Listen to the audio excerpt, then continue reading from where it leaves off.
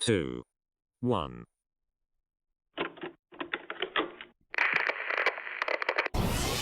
They ain't never seen nothing like this before. Lit the room when I came through the front door. Ask me if I should overcome, what for? Train in the trees, please pardon my sycamore.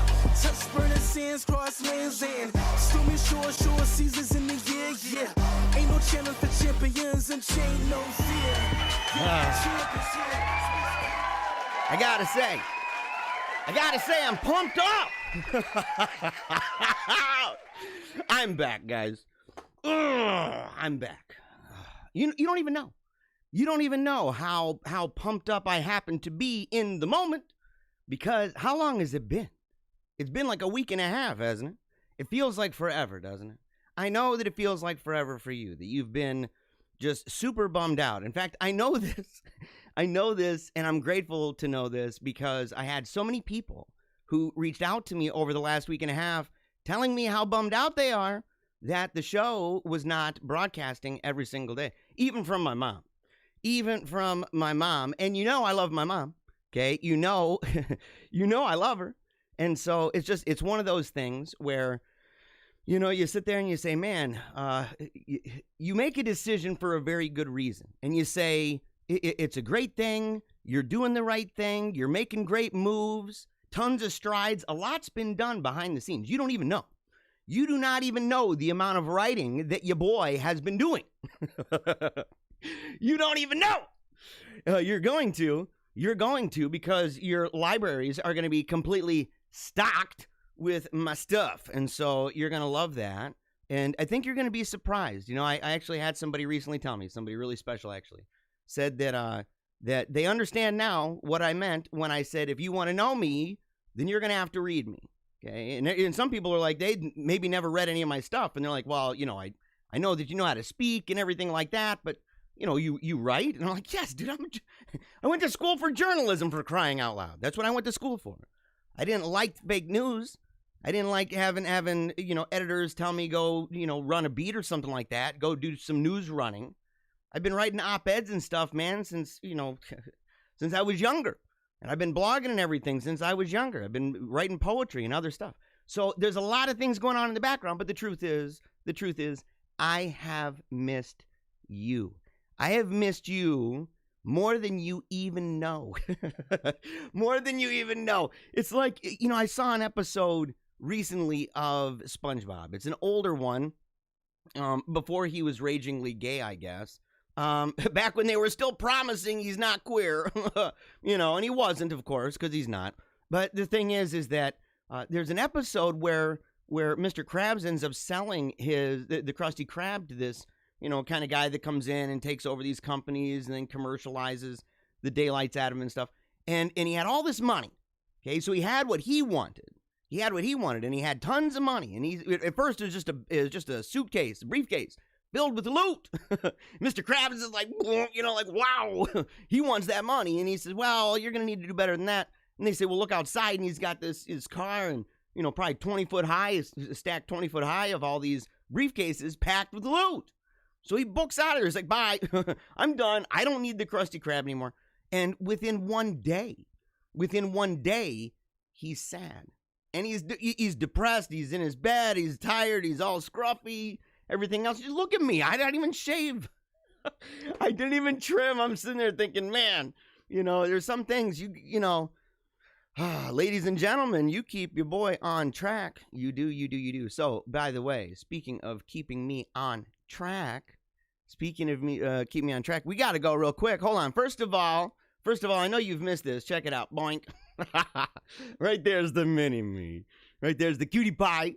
Little cutie patootie. Look at that. Oh, I love that little guy. I missed him. I'm not going to lie. I've missed him. Okay, so check it out. Here's the deal. Throughout the show, I'm going to be engaging with the audience. Okay, so we're not going to do the super show stuff. I'm going to just do this right here. We're going to engage with the audience. I'll make sure to keep it up. That way, throughout the program, I'll be able to just engage in real time the best I can. So make the comments good, okay? Make the comments good, okay? Because we are on right now. I think we're on 24 different channels. That's wow. Okay, that's pretty dope. In fact, I gotta say this. I've actually heard there's a terrible rumor. There's a terrible rumor that there's a bunch of channels that were like, we don't want Paleocrat anymore. They're so aloof that they didn't even know that I was doing once a week. And they're like, well, we don't like that he's talking politics all the time. I'm sitting there thinking, dude, I don't. I go, it's my diaries. Maybe, during certain times and seasons and stuff like that, it seems fitting and appropriate, but not now. Not now. In fact, I have, since the really startling episode that I did about preparation for death, we talk about politics a little bit, don't we? Right? Because we're not escapists, right? We're not escaping the world. We're keeping track. I'm keeping you up to date. We're going to talk a little bit about that. And how that keeping you up to date and keeping you forging ahead, that's part of the reason why I decided to do Mondays. Okay, normally we'll be better at about 11 because I'm only doing once a week. I cannot be late. But I'm on all those different channels. You can see it right there. I've got YouTube, Facebook, Periscope, DLive, Twitch. There's another one too. And so I don't know what that is. I don't know what that little symbol is. I don't know. We'll find out. So, but no matter where you are, if you're in there, let's say you're in a comment section, you're like, man, this is kind of a ghost town. I don't know what's going on. That's because we're in 24 different places. And some of them have more than others. So if you're in there and you comment, you may feel alone, but trust me, I can see it. I can see it. I am the wizard behind the curtain. And I can see all the comments from all the places that stream in to this massive, amazing hub right here. For example, Cherie on YouTube says, good morning, Wolfpack. Good morning to you.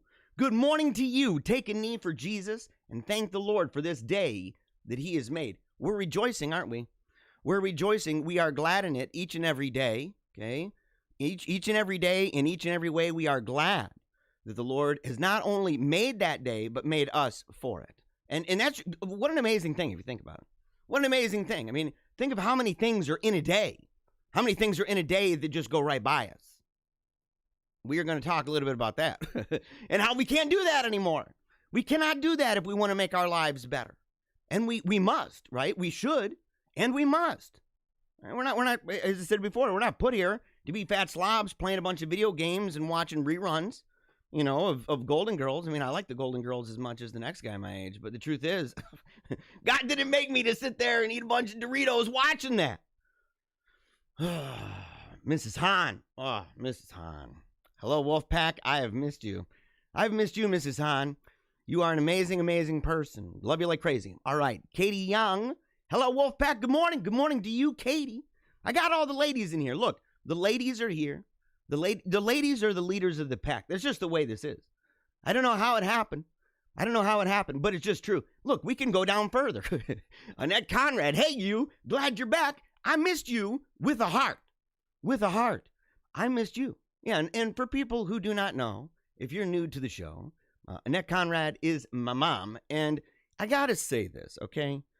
My mom's a good sport. She realized the last episode or the episode before that, last week of daily shows and stuff, that I was kind of poking shots at the idea that she just been awakened to the memes and the power of the memes. And it was the Bernie one at the inauguration with his little mittens and stuff. And she was just blown away, cracking up. And she was a good sport about it. She's like, I realized, man, he's being funny. But then she goes, wait a second. I think he's making fun of me a little bit. maybe a little, Mom. I love you. I used to have meme review. Come on now. So, but here's the thing. She called and she admitted something. She said, it's one of those things where, she's in Pennsylvania with my brother and my stepdad. And so it's one of those things where, when she's able to watch, number one, she admits that she's not the biggest fan of the politics and the religion and the wild and the zany and all that stuff. And that's okay. In fact, she's not alone on that. There's people who come in and they just want to laugh, man. They just want to have a good time. And they know that I'm going to give them the giggles. And so they enjoy that, right? But she said she didn't really understand or didn't fully appreciate the idea that just seeing me every day, that there was something about that. And that even though all the distance and all the, miles apart, that she was able to still connect with her son and to be proud of him And I I choked up. I'm like, Mom, I love you. I love you, Mommy, forever, forever. And I will call her Mommy forever. I don't care what any of you guys think. I don't even care. So, okay, so Holy Faith Media, hello. Hello to you. You're the first dude, by the way, and you're not even technically in the situation a dude. You are Holy Faith Media. You are the powers. You're in there, man. That's the Grand Poobah, by the way. Jonathan Ross, amazing guy. Stephanie Yonkman. Again, I'm telling you, this show. Ladies love this show. Stephanie Yonkman. Hey, Jeremiah. Hey to you. By the way, I love ya. I'm super glad that you have to be the most active person in the Wolfpack Chat. You're more active than me, which may not be saying a lot because I kind of been AWOL, haven't I? Kind of been AWOL, not very good. I got to get better about that. Suzanne says hi from New Hampshire. Hello to you, Suzanne. Is it Roca? Is that how you'd pronounce that? But New Hampshire, you know, I need to go to New Hampshire. Very, very close friends of ours and some goddaughters are in New Hampshire. We got to visit them. Let's see here. It's been way too long, but it makes seeing and hearing you even better, Jeremiah. Glad to see you. I'm very grateful for that. And look, is it true a little bit? Is it true a little bit? And that it's only once a week. I know that that's a little bit of a bummer. I've had a lot of complaints about this. I've had people that, you know, they're not happy about that. They're like, dude, bro, you need to be on all the time, like every day. Well, why aren't you hosting the 24/7 show? And I'm like, I would if I could, but I'm already erect. I mean, look at the bags under my eyes, home slice. I mean, and that's wearing some of that cover-up makeup stuff. I'm serious, man. I got like 5 layers of bags under my eyes. Looks like somebody's been punching me in the face. I'm Ricky Raccoon over here. So I can't 24/7. That's a little bit of a stretch. 5 days a week. That's pretty tough. It's pretty tough for the one-man, you know, mariachi band, which is what this has kind of been. I joke around, say my staff. I mean, come on. I'm talking to my kids and stuff, dude. I'm talking to my children. My wife and my kids. I got a 5-month-old and a 2-year-old, and I'm like, they're my staff. That's why I joke about firing them. I can't fire them. They're really cute. And they're kind of mine, you know. It's like, what am I going to do? Get out of here. Get out of here. Go on the streets, you guys. That really sad music with little violin and stuff is going out into the snow. People are like, you're Ebenezer Scrooge. And I'm like, you know what? They didn't do a good job. Bethany, hello, Wolfpack. I was waiting for you, Bethany. I was waiting. I was bummed. If it wasn't Cherie as the first comment, right? If it wasn't Cherie, it had to be you, but it wasn't you. So I'm glad it was Cherie. I mean, that's just the way this rolls. You're the regulars. You've been around for a while. We know you by name. That's the way it works. Hello, Wolfpack. Hello, Mr. Bannister. I've missed you all so, but I've been spending my time wisely. I'll catch the replay. I'm hanging with my mama. See, look at this. You know, I know that there are people that even though they're going to say, oh, that's really great, spend time with your mom, there's part of them that's like, you know, that's going to affect my numbers. Not me. You can put me out of business, girl. You can put me out of business. That, in fact, there might be no greater thing in the world for me than to know that everybody has kind of said, you know what, I'm off the screen. I've gotten rid of the phone. I've dropped all the apps. I'm spending time in nature with my family on my knees in prayer. I'm joining organizations and groups. I'm going out to play, lifting some weights, doing whatever, right? Walking the dog, you name it, spending time with friends and family, classmates and coworkers, and I just don't have time to watch your stuff. I'd sit there and go, that's great. That's better. That is better. In fact, that's my message. This is all self-sabotage. This is all self-sabotage. And that's one of the reasons why this is not an idol. This is not an idol. This can be stolen from me. This can be stolen. In fact, I need to say this. Let me say this first, because apparently there's a couple people here, some dudes, and Mel Rice. Hello, my dear friend. Mel, I really care about you a lot. And we've actually been through a lot together. And we don't talk very much anymore. And it really, it's just, everybody else tune out for a second. This is just me and Mel, okay? This is just me and Mel for a moment. Mel, I love you. You're an amazing person. You were there for my daughter in a way, and for me and Joe in the show and everything else. And this is, over people's heads. I don't care. You're an amazing person. Your family's amazing. Your husband's amazing. And the memories that I have, I will hold and cherish forever. And I just wish that we talked more. I need to just say that. That's That's no shtick. She knows it. It's true. I really care about you and all you're going through. And so I just hope that you have an amazing, amazing day. And I hope that as always, even in light of any and all possible disagreements, that we are friends beyond that, and that you're an amazing person. I'll forever believe that. Always.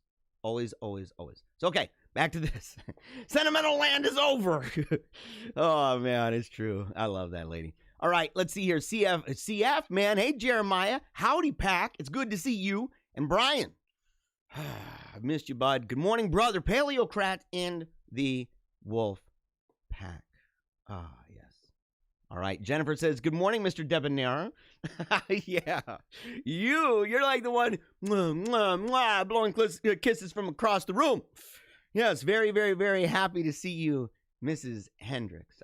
You're an awesome person. So, okay, the whole point of that was simply to show you that no matter where you are, no matter what channel you're on, if you're commenting, then I can see it. And so as the show goes on, even when the comments aren't up and everything, that I will continue to keep track of it and try to engage with it the best I can in real time. And so, but I wanted to say something. I started to say something about this thing.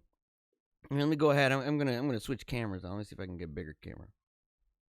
Bigger camera. There we go. Okay. So here's the thing, right?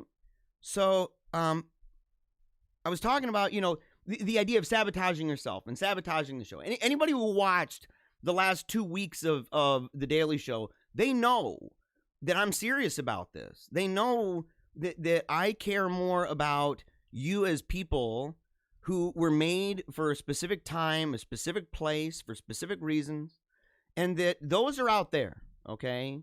Those are out there. Those are things that you got to get out and about, okay? You do. You have to see people in places in order to really engage with that calling on your life.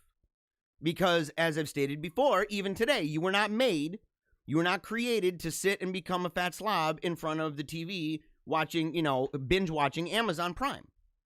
That's just not what you were made for. In fact, no matter what your view, if somebody says, well, I don't believe I was even made, okay, that's fine. Do you believe that that's the best use of your time? Do you even believe that? Or do you believe that that's like, wow, man, look at the world going on around me? Is this all I am? I'm just a passive receiver of this crap? And I include myself in that. And I've said before, that one of the greatest things that could ever happen, in fact, would be the idea that, it would be the idea, oh yeah, I'll take that off, why not? I'll take that off, just for a moment. Because we got some funny stories, but I got to say this first, okay? So here's the thing. We were made for this. And it's one of those things where I look at it and I say, there's no idolatry here. My show is not an idol. My show's not a sacred cow. Not to me. I'm willing to depart with it. I'm willing to let it go. And I guess part of that is, I learned a lesson just this week that applied to this. And I really thought about it. And I said, man, I went out probably would it be maybe Friday, last Friday, last Thursday, something like that. I went outside to the car, tried to start the car in the morning because I was driving the kids to school. And when I went out to the car to start it, I saw that there was there's a little mirror that we use to see the babies in the back, right? And it was on the floor. And I thought, well, that's weird. Maybe my son, maybe when he came in this morning, he bumped into it or whatever. And then I looked over and there was all these papers in the center of the van. And I thought, wow, and I'm still kind of, it's not hitting me yet. And I'm like, man, wait, that's a lot of papers. It's a lot of paperwork. Did I leave all that in here? And then my son hops in the car and all the kids are hopping. And my son almost sits on my these really fancy aviators that I've got. I do. I have some fancy. Is it Chanel's? Is it Chanel's? What is it? Anyway, no matter what, it's very fancy, very expensive aviators. And he almost sat on him, and he goes, "Oh my gosh, Papa, your sunglasses." And I thought, why are my sunglasses on the chair? And I look up, and there's this little spot where you can open it up, and it's got a little mirror, and you can put your glasses and stuff in there, or your wallet. And it was open. And I thought, why is that open? And he goes, "I don't know." And I said, "Open up the glove box." So he opens it up, and it's empty. And I said, "Well, where's everything?" He said, "Oh, it was all on the floor." I said, "Bro, we were robbed." Somebody broke in our car, and we were robbed. I don't know if I've ever had that happen before. That was the first time for me. But here's the thing. The car was admittedly, accidentally left unlocked overnight. We weren't the only car on our block. We live in a city, right? So we're parked out in the front alongside the road, and there's all these other cars, man. Somebody got in those, and maybe they took stuff of theirs. And so I'm kind of worried about them, looking around thinking, man, did they take anything? And then I realized something, and my wife, she actually told me too. She went back and looked, and she goes, "No." She said there was nothing taken. Nothing taken. And she said, "We didn't have anything in the car." And I thought about that. And I said, it's kind of funny because it's a reflection of my life in general and of our family's life in general. We came into this world with nothing. It's probably a little bit of a fault. I would like, not that we came into the world with nothing, but that that we don't have a greater appreciation for belongings. But at the same time, somebody was able to go into our van and try to plunder what we had, to try to take what meant something to us, what we invested in, and they left empty-handed. Not because we haven't invested, not because we didn't have valuables. In fact, I'll tell you what the valuables were. The valuables were the ones that were loading into the car to go to school. The valuables were the relationships between all of the people in that car and the wife and the babies in the house. The valuables are the school that we're going to. The valuables are the decisions and the actions that we're making in our lives, not only to better ourselves, but to use those gifts and talents, right, to make us better, to make us full, wholly ourselves, the best me that we can be, right? To sit there and to use that to the best of our ability for all of those around us. Those are the valuables. Even if you would have taken the Chanel's, I would have been bummed. I'm like, that's a nice pair of glasses. But the thing is, they were roadside. Those were one of those roadside things, kind of like the big Bible I've got from the what is it, from the 1800s, 1870 or something like that. I got a Bible. It's massive. It's a collector's item. We actually want to get it fixed up and everything. It would take a lot of time and money though. And so, but the thing is, it's one of those things that's on the road, completely covered in leaves and everything else, debris. And you say, "Dang, son, it's a nice pair of glasses." So somebody took it. Okay, whoop-de-doo. Whoop-de-doo, good for you. In fact, maybe we should pray for you. In fact, I know we should. Because you're obviously in a place where either you feel the need to go through everybody's car, which is tragic and bad, or you're just a bad guy, that you just want. The lust for goods, for things that you don't own. But I thought about it. And I said, that is the way that we live. As individuals, as a family, evidenced by the car. And I thought, even the show, and everything that I've done, all of the, all of the videos, all of the podcasts, everything. If YouTube took it away, if YouTube plundered that, well, that's what it is. It's what it is. And if you're ready to die, then you're ready to be plundered. You're ready to be robbed. and I'm ready to die. It's the way it works. So I had to tell you that. I had to tell you that's okay. Look. We're moving on beyond the serious stuff, okay? We're moving beyond the serious stuff. And by the way, Cherie says someone broke into our car once when we were pregnant with Aislinn. It was a huge fiasco. Yeah, that's not good, especially when you got a little one, right? Especially when you've got a little one. So, all right, here we go. First of all, make sure, go check us out over at the Wolfpack Chat and Paleocrat Diaries over on Telegram. I have not been super active over there, admittedly so. But the thing is, that is the only place where I really will be. even the update that I was going to be live today, that was made first over at Paleocrat Diaries and the Wolfpack Chat. And I have not really been engaging with any comments over on Facebook, but when people comment over on the Wolfpack Chat, and I've had a whole bunch of them, it's been really cool for such a small group too. It's a small little pack is what it is. And so it's been really neat. It's been really fun. And there's going to be a lot more coming, especially when I start sharing things that I've written, things that I'm drawing, things that I'm playing. I even played. Oh, I was supposed to do. Oh my gosh, I was supposed to download this. Because my buddy, he. I don't even know what caused that. Oh, it was his name day. It was my buddy Scott's name day. Rest in peace, Scott Farley. His Catholic name day was Ignatius of Antioch. And it was the feast of St. Ignatius. And it reminded me of Scott. And he died in an accident. It was a really sad situation. I may download that and drop it in here and see if we can play it. It's actually, I'm singing. I didn't intend, it's not like it's not the quality it'd be if I put it onto a CD. Let's put it that way. Okay. It's late at night. I'm really sad. I'm playing a guitar and I'm singing a song in a different way. It was the first song that I'd ever written, and I wrote it with him. And it's called Fade. I put pictures with that video. You can see that if you would like. You can see that over at Paleocrat Diaries. I didn't even share that on Facebook. And I know there's a lot of people on Facebook that love Scott Farley, stuff like that. But, as I said, I'm not throwing pearls to pigs anymore. Zuckerberg can screw himself.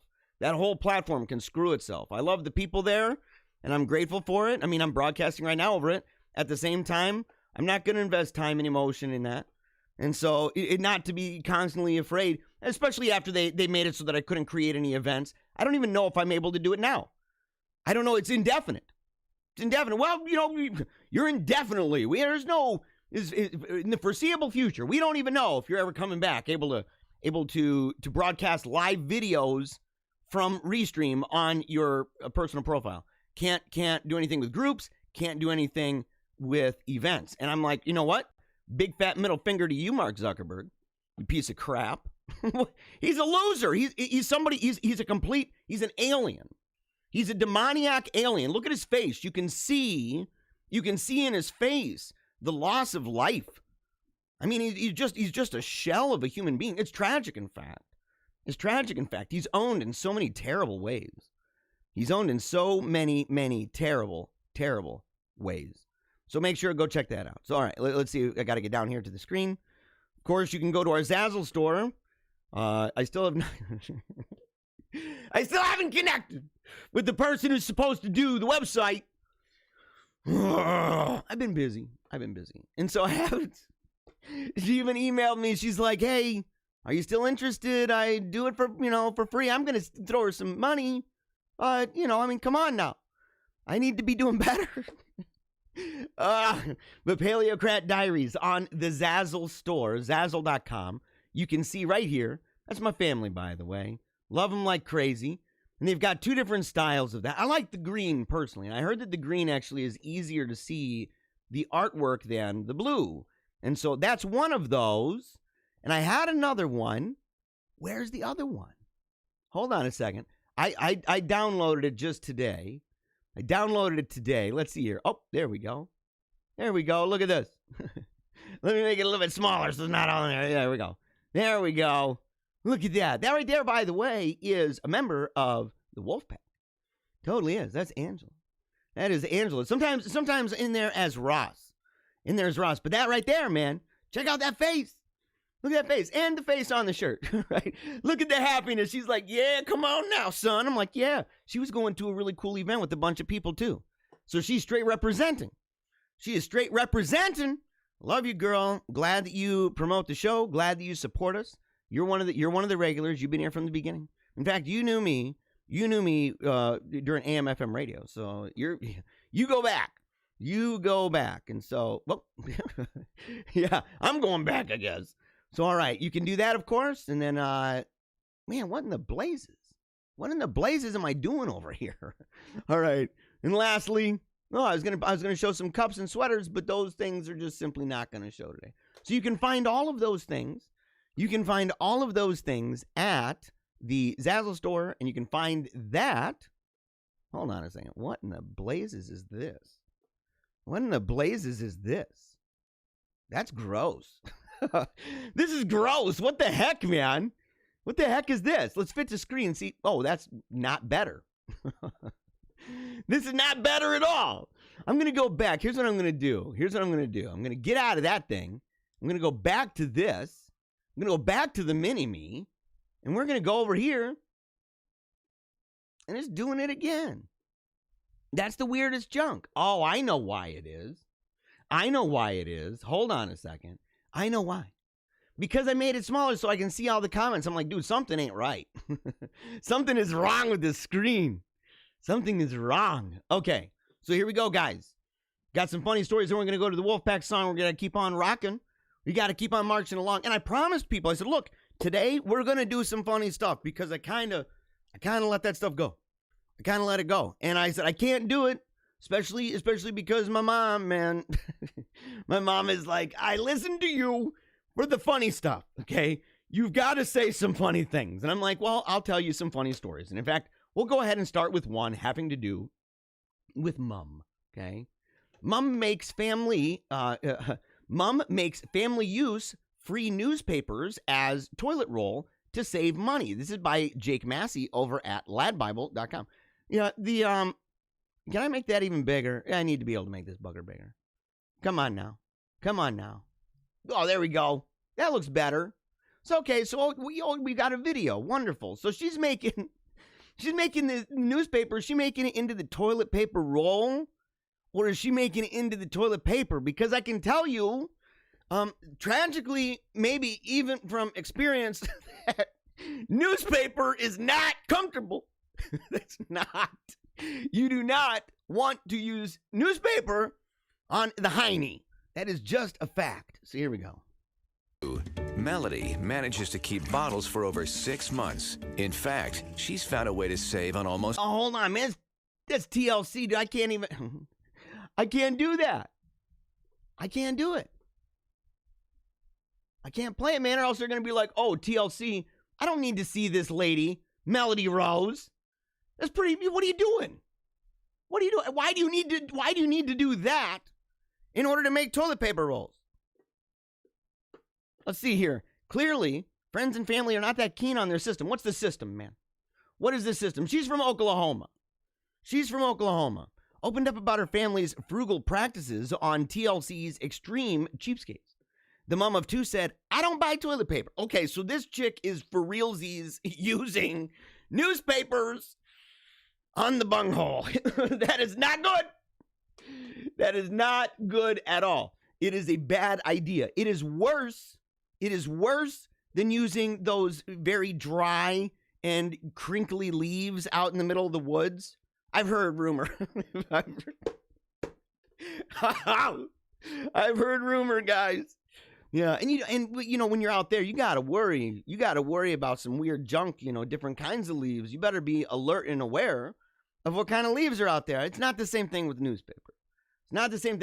So at least you have that benefit. But trust me, man, it is not very comfortable at all. In fact, if you want to get an idea without going into detail, imagine if you ever used newspapers to clean windows. They actually work really good. The noise is terrible. It's like, it's not as bad as nails on chalkboard, but it's pretty darn close. It's like that, or like that squeaky crunch beneath your feet, your boots, when you're walking in the snow and it's that crunchy snow. It's like, I hate that noise. It drives me nuts. I know people who like it, and I'm like, something's wrong with you. There's no excuse for that. There's no excuse for why you like that. Some people like gross stuff. I mean, people are all sorts of messed up. Takes all kinds, I guess. I use newspapers that we get free in town. So this lady is just buying. She's not even buying the newspapers. There's not even like an investment. It's just, we're going to get a newspaper. You take one sheet. You don't need more than that. Crumple it up. Okay, so she's a crumpler. That's even worse. It's even worse because that's how the noise happens on the glass. When you crumple it like that, and I don't want to get into a big conversation about crumpling and folding and stuff. I mean, crumpling is the winner, but obviously, it's not good to just like fold and fold. I mean, it doesn't get the job done. But the thing is, what's the point of getting the job done if you're going to have a bunch of paper cuts back there? That isn't good, dude. That is very heinous. That's terrible. Let's see. And then you put it, when you get done, into the bag. And when this bag is full, we take it out and we burn it. What? What's floating around the house? I mean, if the neighbors watch this, for one, they'd be like, this is too much of Melody. We don't need to see all that. The second thing is, they'd be like, dude, all those, the smoke and particulates, dude, that was flying through the air and the wind and stuff, that's from you wiping, with newspapers? What's wrong with you? What is wrong with you, Melody? Let's see, as they have offered to buy the Gravitz Bog roll on numerous occasions, but these people are missing the point. Melody said, it's not that I cannot buy a roll of toilet paper. Oh, so the neighbors and people are like, look, I'll buy you some toilet paper. She said she doesn't need to. We don't need it. Yes, but if somebody's going to buy you some toilet paper, are you going to use it? And then they wash in the same bath of cold water. Oh, dude, okay, I'm not going to make fun. This is obviously a case of mental illness. This is not. That's not normal. That is not normal, dude. Oh, speaking of something that doesn't look normal. Oh, yeah. You guys see this, by the way? I caught it right away. Oh, it's behind me. Look at this. Look. Nope, on this side. Look at this. Tick-tocking. She's tick-tocking it up. This lady right here, you're going to see her face. You're going to know right away. You're going to be like, oh, yeah, obviously. I didn't even have to see that it said that she was tick-tocking. I knew she'd be tick-tocking. It says, woman turns her entire face orange after trying a turmeric face mask. Do you believe that this, do you even believe the authenticity of this at all? Or do you think that this lady, that she is literally whoring herself out for popularity on TikTok to such a point that she will even do this to her face? She's like thinking like, what am I going to do? I've tried everything. I don't know what I'm going to do anymore. I was going to try the newspaper, toilet paper thing, but it was on TLC. And I'm not going to do that. It'd be played out. People be like, oh, yeah, I bet you do. You just saw it on TLC. Yeah, but this lady, she's like, I want to look like Bart Simpson. So here we go. We're going to see this lady. Okay, so basically for like the last 3 weeks, I've had really bad skin. I've been breaking out in spots all over my face, but mainly across my lip line, and I really don't want to squeeze them because it's so sore. So me being me, I'm researching ways to... And I can't even play that, man. They got music in the background. How do they get away with this, by the way? Yeah, come across do-it-yourself turmeric face mask. Yeah. It's got benefits like acne, wrinkles, skin irritation. So I was like, yeah, let's go. But the thing is, I've just applied it to my face, and my entire hand is turned yellow. Doink. When I take this off my face, I'm going to resemble the moon. Yeah, okay. Okay, yeah. Yeah, sister laughs in disgust. Yeah, right. Do you believe this, man? Do you believe this? I don't think so. You always have to doubt. You always have to doubt the TikTokers. They're not believable. They are not believable. Nothing that they do. And that's the sad thing, because the truth is, it might have been an accident that she looks like Bart Simpson. It might be an accident that she looks like, what it would be if the moon was, in fact, made out of cheese. That's what she looks like. But the truth is, and be honest, is she still kind of hot a little bit? Is she literally right now a Butterface? Oh, yeah. Okay, come on. Give me a break. She's got yellow face, okay? She's got yellow face. And for all intents and purposes, it is in all likelihood very much a situation for the time being of, Butterface. Butterface! What's this? Man praised for perfect response to girl being harassed by creepy stranger. Now, this doesn't sound funny. Oh, it's a TikToker. We're gonna have to see this. I don't know. Again, I can't suspend my disbelief here. I can't do it. I gotta just, hold to it. There is this weird man making this girl uncomfortable in the store and going to pretend I know her. Oh my God. Was that dude's voice with the mask on? There is a weird dude in the store. What is that? What is that? I think the only other video I've ever seen of that, where it's got that voice, that exact voice, it might be another TikTok video, in fact, now that I think about it. A TikTok video of a guy who's waddling into, I don't know if it's a 7-Eleven or a Dairy Queen or something like that. It's at night, and he's pinching his cheeks pretty hard. I think he pooped his pants. Not even I think. You don't walk like that unless you have literally just dropped the deuce in your pants. It's the only reason that you're going to waddle like that guy did. And in the beginning of that, that had a voice similar to that. So what does this guy do? Okay, so it's a guy in a store. Where was he? What store was he even in? Did they even say what store he was in here? I don't know. Let's see. He's in a supermarket. Hi. Oh, hi. How are you? Good, how are you? Good. Who's that? Yeah. Do you wanna? My aunt is here. Do you wanna? Oh yeah, really? And Claire? Yeah, and Claire. Oh my God. Yeah. Oh my God, thank you so much. What was he saying? He was I asking saw- if I wanted to go back to his I was place watching and him stuff. from He's so across the sweet. freaking. So, okay, so the dude is seeing some creepy junk, and he walks up, and he tells this lady, this guy's a hero, man. This guy's dope. He's got a cool cross on his necklace, too. But here's the thing. It almost looks like an Orthodox cross or something, or like the Pope St. Pius X cross, right? And so something like that. I don't know. The indulgence one. Highly indulgence one. I don't know. But either which way. So the guy sees this dude who's creeping up, man. He's creeping on this lady. And apparently this lady was becoming very uncomfortable. And the man even grabbed her. And so this dude goes over. And he's like, hey, what's going on? He's like, my aunt is here. Do you want to see my aunt? And she's like, oh, Aunt Claire. And they're just rolling with it in real time. Dude, that's survival stuff, man. This guy's a hero, dude. Room, he was touching you. Yeah. Are you okay? Yeah, I'm good. Thank you for helping me. And the bad guy, the creeper guy, apparently went up and said, do you want to go back to my house?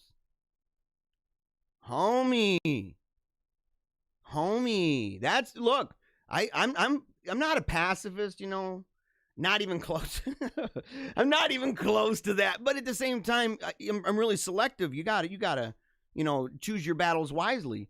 And there's only certain reasons, I think, to get into a fight with a man. You go up and you start, clubbing baby seals or kids with autism or, closed head injuries or something, Down syndrome. I'm going to totally, kick your butt from here to China. If you're abusing a kid or something, I'm going to totally rip you to pieces. If you are one of these guys, this guy, look, he did the right thing, man. Papa Bear here. I would have gone up and karate chopped. I would have just straight up said, dude, is this guy creeping on you and harassing you, wanting to rape you? And if she'd be like, look, he grabbed me and wants to go back to my house, I'd be like, dude, I'd karate chop him right in the stinking throat. On the floor, they'd be like, sir, what are you doing? I'm like, I'm taking care of business. And they'd be like, you're right. You're right. You ain't wrong. Speaking of wrong, what is this? What is this? This is super fake, dude. There's no way this is real. There's no way. I get that, you know, he's increasingly been affected by the West, or at least he played it. He played the idea. Yeah, oh yeah. Yeah, he was definitely on our side. He's back to hating us now. Well, because he knows that from the regime that we got right now, they're going to dole out a bunch of money to him just to try to keep him pacified. I'm getting ahead of myself. So Kim Jong-un in Mullet crackdown as he orders ban on fashion hairdos. Real what? I can imagine that. They're pretty boring over there in their styles. But in fairness, you know, they have their sense of modesty, right? It's one of those things. I'm like, it might be a dictatorial regime, but you know, the ladies are wearing long pants. So it's nice. And so, you know, they're wearing long dresses and stuff. You've got a binary, visible, right? Something tangible that people can see and feel within the culture that distinguishes between boys and girls. So they don't have a bunch of that gender bending crap. They don't have it. And apparently this right here is an example. Really? What else? Ripped jeans are also forbidden. No. No, I don't get it. Kim Jong-un has ordered fashion police to take action in a crackdown on non-socialist hairdos. Yeah, like the mullet. Non-socialist hairdos. But you know what? In fairness, historically, dude, I think that the mullet has been a symbol, a visible sign of a freedom-loving person with individuality, right? And drive and motivation, not wanting government handouts and such. They're drinking Budweiser.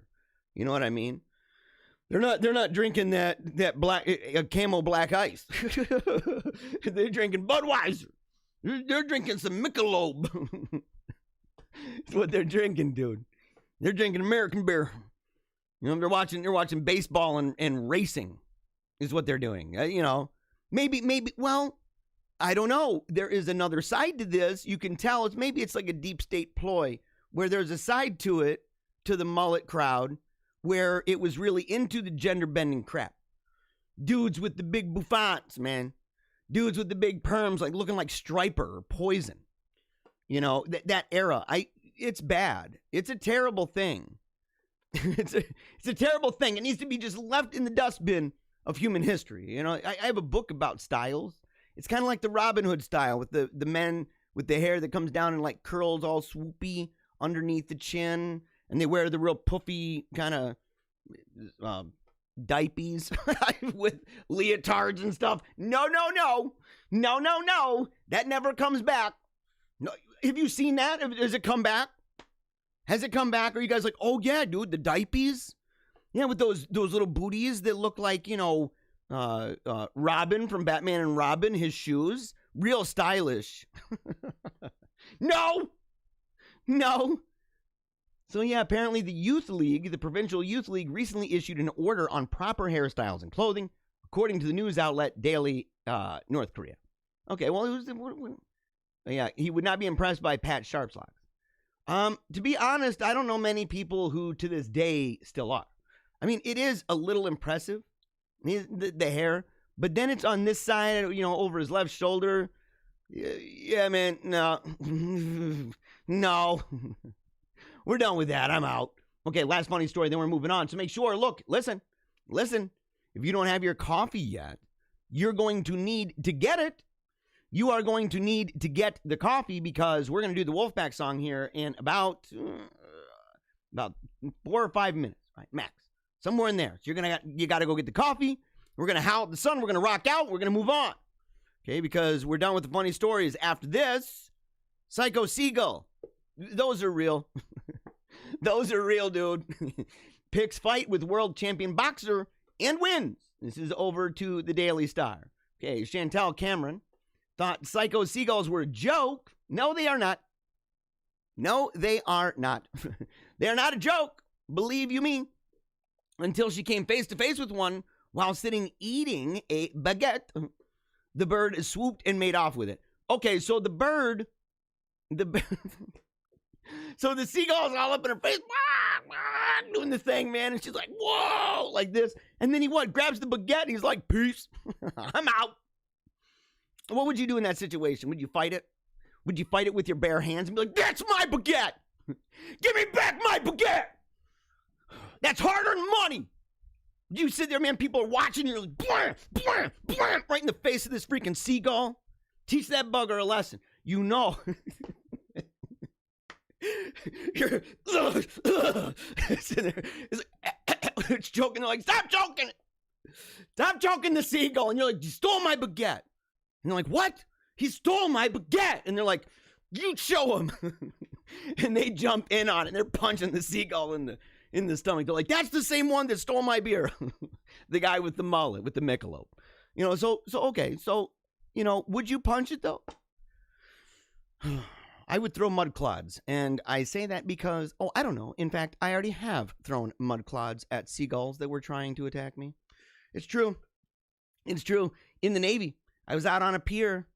I had an M60. I was totally rocking it out, feeling dope. By the way, M60s, yeah, it's an amazing weapon. It's an amazing weapon, man. And it's like smooth as silk. Just do. Oh, it's a love affair. Here's the thing, though. So I'm out at the end of a pier. You got submarines on both sides of the pier. It's morning time. I'm third shift. So I'm making sure there's no terrorist bad guys coming into the base. And I got that gun, and I'm all pumped up. I got sandbags all around me, okay? I'm at the front lines, And all of a sudden, I hear this crazy noise. And by that point, it was probably 6 in the morning, right? Because we had the rowing teams and stuff that were going out and everything. And so we kind of knew what time it was. They do that early in the morning. And I'm hearing this noise. And I'm like, what the heck is going on, dude? I had no idea. And I look up like this. And there's a seagull just, wah, ah, right in my face. I mean, probably 5 feet from me. Oh, I was like, oh, dude, I booked it, man. I went running. There was this little, like, shanty kind of thing, glass shanty. And you go in there. It's got a heater in the winter. It's got air conditioning in the summer. And I'm sitting there, I book inside there, man. I'm hiding from that thing, dude. I'm shaking in my boots. I ain't gonna lie. It took me off guard. I mean, give me a break. And what am I gonna do? And so it's not like if I saw a bad guy, you know, you take care of business. You're done. I could not get away with that with a seagull. I'd have to tell them. They'd say, oh, you discharged your weapon. I'm like, bro, the seagull was up on my junk. I had no idea. What to do. I had no idea who to call. So I called the M60. Do. Yeah. But here's the thing. So I hid. Man, I waited for it to fly away. And I'm like peeking out and stuff. I go back out. And that bugger, all of a sudden, I hear it again. And it kept coming at me. Come to find out, it was a mama seagull. And she had, I think, a nest on top of the shanty.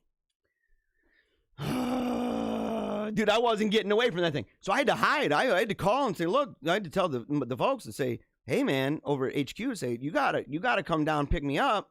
And I you know, the person coming to relieve me over here, I got to tell them something.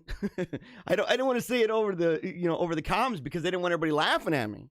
Now I'm saying it on my show. So like the thing is that they come out and he's upset, right? The lead that morning. He's upset, doesn't want to come out there. Comes out, what's going on, Bannister? All of a sudden, whoa, right by his head, he's like, oh!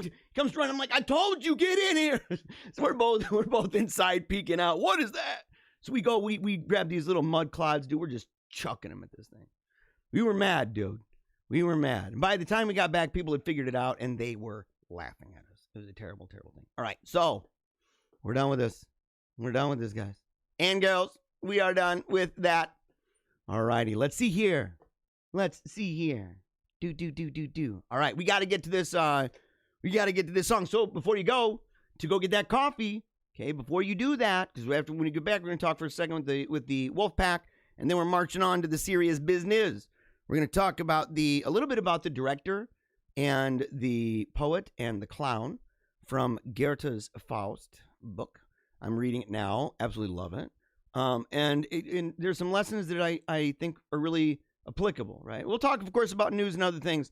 But before we do, we're going to do this quick promo. You are watching right now the Monday, February 8th edition, the very first of the weekly editions of Paleocrat Diaries with your host, Jeremiah Bannister. Love this video? What a coincidence. I do too. Now head on over to paleocratdiaries.com for more videos, blogs, book and movie reviews, even Team Tiny Dancer stuff. And don't forget to check out our new members and services pages. It's how I pay for my kids to attend Catholic school. Until next time, memento mori.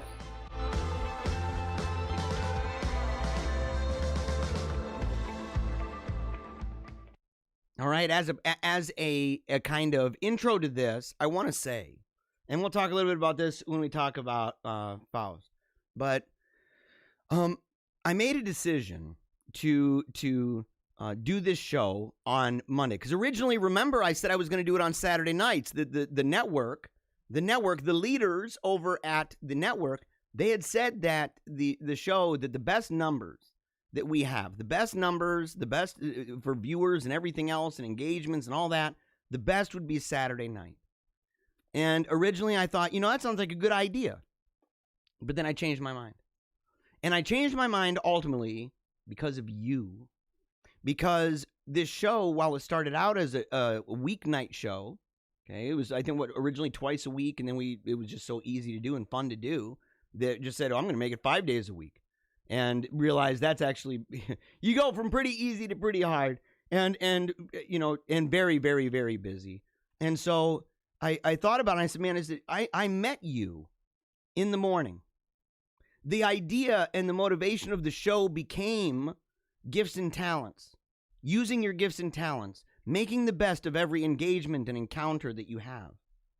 Okay, so each and everything that you do, each every thought, every word, every action that you do in your life, maximizing it to the fullest potential of who you are and who you were made to be, who you were destined to be and destined to impact. And we did that in part by being pumped up in the morning. It's one of the reasons why people are like, dude, I don't get it. I don't get how in the world, Jeremiah, you have the energy, the pizzazz, dude. You are like animated jazz hands. It's what you are, homie. You're through the roof in the morning. And I say because I'm doing it for you. I mean, look, I am this way. I'm pumped up about life. I have many reasons to love life. Tons and tons and tons. And I'm writing a lot of them now. I have many, many reasons to love life. But at the same time, many of those reasons I met in the morning on this show. And I also thought to myself, I said, okay, how would we do the Wolfpack song? How would we do that? What would it even mean anymore? We're howling at the sun. It's, 8 o'clock at night on a Saturday. It wouldn't make any sense. And I said, but the centrality of the Wolfpack song, as goofy as it is, it was a coincidence, right? I just sat there one night and I said, I'm sick and tired of not making music. I love writing music. Yesterday I played on a grand piano at my friend's beautiful home. He has a mezzanine floor, if that gives you an idea.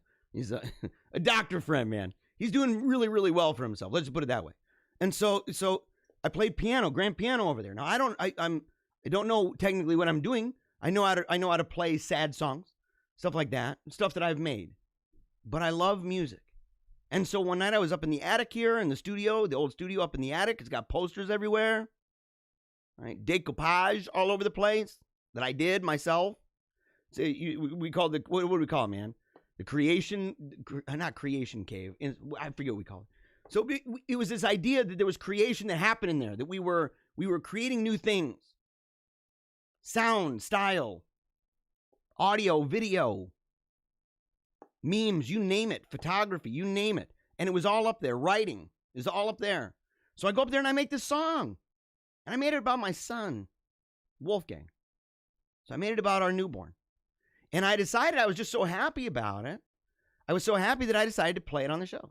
And the first time I ever played it was goofy.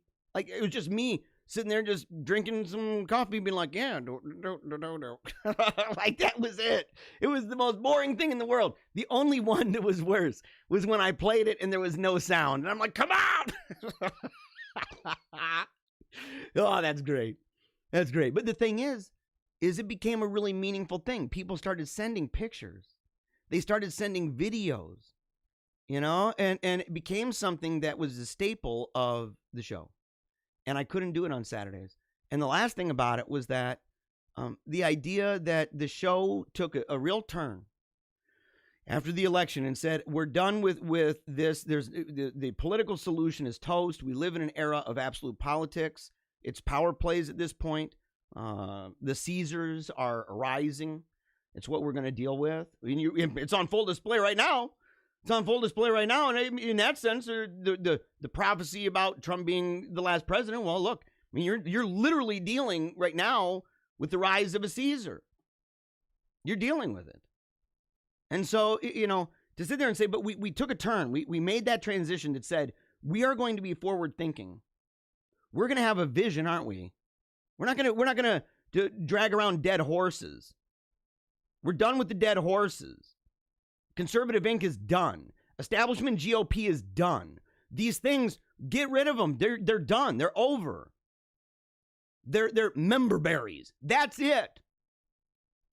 And all that it's good for making is wine at this point. So take off your shoes. Take off your shoes and get into the wine press. Start stomping. Get that stain up your legs. Putting away those things in the past. Transforming them into something that is at least beneficial. And moving forward. But we said, we're moving forward. And if I did a Saturday show, just the very nature of it would be that it would be like a week in review. Because of where it's situated within the cycle of a week. And so just by its own nature, it'd be one of those things where you would say, well, maybe, we'll talk about what happened this week. I don't want to talk about what happened this week. I want to talk about what's going to happen this week. I want to drive forward, guys. This is big vision stuff. This is big brain stuff, big heart stuff. No more looking back, man. Leave Lot's wife in a pillar of salt. Move forward.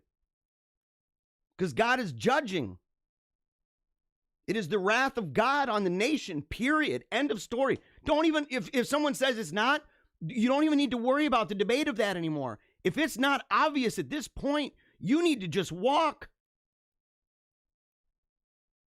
Noah, how long did Noah have where Noah's sitting there and saying, look, did he make an appeal ever? Did he say, look, don't you see some clouds? Or isn't there some kind of evidence in any way? And everyone pointed to the fact that, well, stuff's still going on like normal. Just, ragingly wicked and crap. But people are still getting married, right? It's not that bad. There comes a time where you got to just shut the door or allow God to shut it. You got to build that ark. You got to go. Because you got to know that when the storm comes and it's ravaged, that what's left is going to be something that's going to make you weep. And if you don't have a vision, if you don't have an idea for where you're going, for who you are, what you believe, what you don't believe, what you're carrying on board and what you're leaving behind, and why, and what you're going to do in the meantime. Because this ain't going to happen overnight. It's going to play itself out. So we need a vision, right? We need a vision. And that vision begins with a Wolfpack song. Yeah. Look at him dancing. I missed you, bro. I missed all of you. Ow! I miss you guys. I love you from the bottom of my heart. And I know you love me too. So we're going to go straight to the dome now. Ow! Come on, kiddo. Ow. We're going to rock it out. The world's falling apart. And we're like a phoenix rising to heaven. Christ the King. Ow. Ow. Hallelujah. Come on. Ow. Bring it on. Bring it on. Bring it on. Because we're ready. We're ready like that little dude. We are ready like that little guy.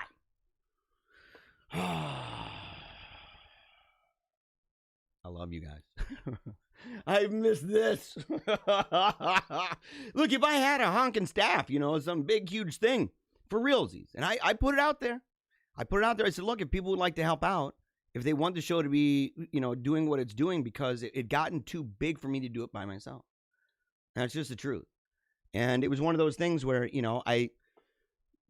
we had some people offer in certain ways, but not in ways that would actually, like, there were ways that were important, but not fundamental. And so we had to make a decision. And we made a decision that was based on a vision. We did. And I'm glad that we did. So, okay, here we go. Real quick from the comments here. Ailey, by the way, if you see her in the comment section, Angela Bannister, that is my wife. See, bring your own toilet paper. Yeah. Talking about the lady wiping with some news. Yeah, okay, Phil Morgan. Phil, I got to call your daughter. Bro.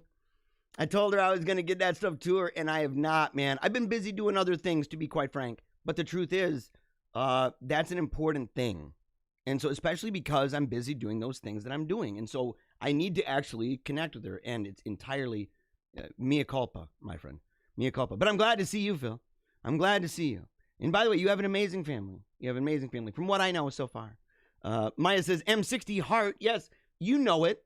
I was surprised. I went to an event recently. It was kind of messed up. I went to one of these events with the GOP. And so, because I'm a delegate, So I go to this event, and it's a caucus, and we're all there, and we're doing our thing. There was all these problems. I'm not gonna go into them right now. But as I was there, I walked by, and Maya was there, and I walked by, and I see, man, that she is loving some weapons. I said, "Dang, girl, I didn't know." And we got a bunch of people in the comments. A lot of my lady friends, man, they are straight strapping. They are, man. They're strapping strong. So there's a dang. That's pretty dope. I'm not gonna lie. That might be one of the sexiest things in the world, man. A strong lady, loving the Lord, loving family, loving life, loving this republic, and strapping a beautiful weapon. That's awesome. Wow. Yeah, definitely love it. So, okay. Comment. I love seeing my Michigan Patriots tuning in on here. Me too. Yeah. Brian says, pretty sure I would fight a seagull if it took my food. It would depend on what food, bro. Wouldn't it? Like, if it was a steak from Bill's Steakhouse, in Michigan, I would fight to the death a seagull. But if it was like a McDonald's chicken nugget, I like the chicken nuggets. I do, but you got to pick your battles, dude, and say, well, it's fake food. It's fake food, and the seagulls doing their thing. Lauren said, wolves howl at the moon. Yes, but you're missing the point, Lawrence. You're missing the point, Lawrence. We talked about this already. What it is, man, is it's based on the millennial idea and of the restoration of the natural order. And in the verse, a lot of people, if we were lions and we were roaring like a lion, people would be like, oh, it ain't no thing. And I'm like, because the lion lays down with the lamb. Yeah. There is no lion lays down with the lamb. It's fake, dude. Never happened. It's kind of like the word Shekinah. I know a lot of people they'll use the word Shekinah glory, that the Shekinah glory was in the temple or, the tabernacle or anything like that. The word Shekinah is not in any Hebrew Bible. What is it? Kabbalah? It's not. It's by the way, just so you know, it's the idea of like a feminine god. Yeah, it's the feminine side. So, wow, dang. But the idea that the wolf lays down with the lamb, the idea that the wolf will reside with the lamb. So we're throwing bones, dude. We're throwing bones, and you may not have noticed this, but it says howl at the sun, and I changed it to be very, very, very specific in all capital letters. S-O-N. Yes. See, I'll always have your 6. I know. I'll tell you. I am surrounded. It's like one of these things, man, when you've got some friends, they've always got your back, right? And I'm like, dude, on this show, You got all these ladies. There's some dudes in there too. And some of the dudes I know are strapping. I know it. But I was sitting there thinking, dude, I would be completely, if I went somewhere and there was a problem and a whole bunch of the Wolfpack was there, bro, no, it'd be zero problemo. Zero problemo for ya boy. Okay, it's just the way it is. And so, yes, Anya's Day, the lamb. Yeah, laying down with the lamb. Yes. Let's see. And by the way, Anya's Day, if I apologize, I'm saying Agnes Day. Yeah, Anya's Day. I remember you if you're the same one. You maybe you're not. Maybe you're not. I don't know. Okay. So, just to show you, it's all this is, just to show you that we have the comments up. I'll drop them down below. That way I can see them as we go. And we're going to march forward. We're marching forward. We got just about 45 minutes to an hour left of the show. So let's go ahead and get this off. How the sun, get that off. News. Okay. Now, oh yeah, oops, sorry. So I wanted to talk first. Well, no, we'll talk instead. We'll talk about the current events. Okay. So just to let everybody know, people are like, well, are you going to say anything, man, about, the Super Bowl? No. No. Do you think I watched it? I'm serious. Do you think I watched it? Do you think I care about the Super Bowl? Look, I like football. I've watched football for most of my life. But I also got to the point where I was like, dude, yes, give them bread and circuses, and they'll never revolt. It's totally true. You can see it. Look at it. You can see this, and you know what's going on. And it's one of those things where it's an opiate. It's an opiate. And it's so commercialized, man. And people don't understand my criticism of news, where I say news is actually commercial for the commercials. Because commercials are how the news business makes money. And they prioritize money. They don't prioritize news. Otherwise, they wouldn't be doing what they're doing. They wouldn't. They know everything that I talk about on here.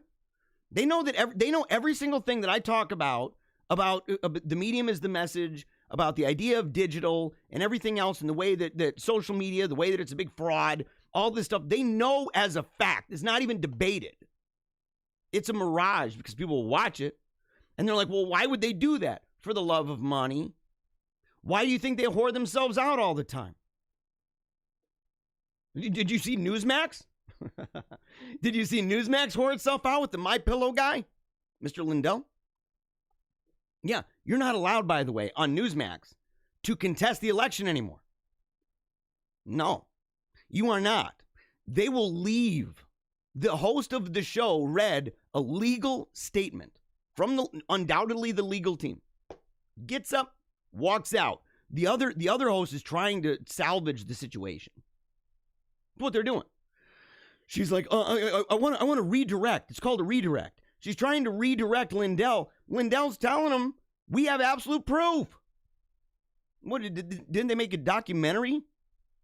I haven't seen it yet. We talked, this show has been a documentary of evidence. So I'd be surprised to learn too many new things. I'm hoping that I will be surprised, and I will watch it. Okay. At the same time, Newsmax wouldn't let him talk about it. Had to cut him off.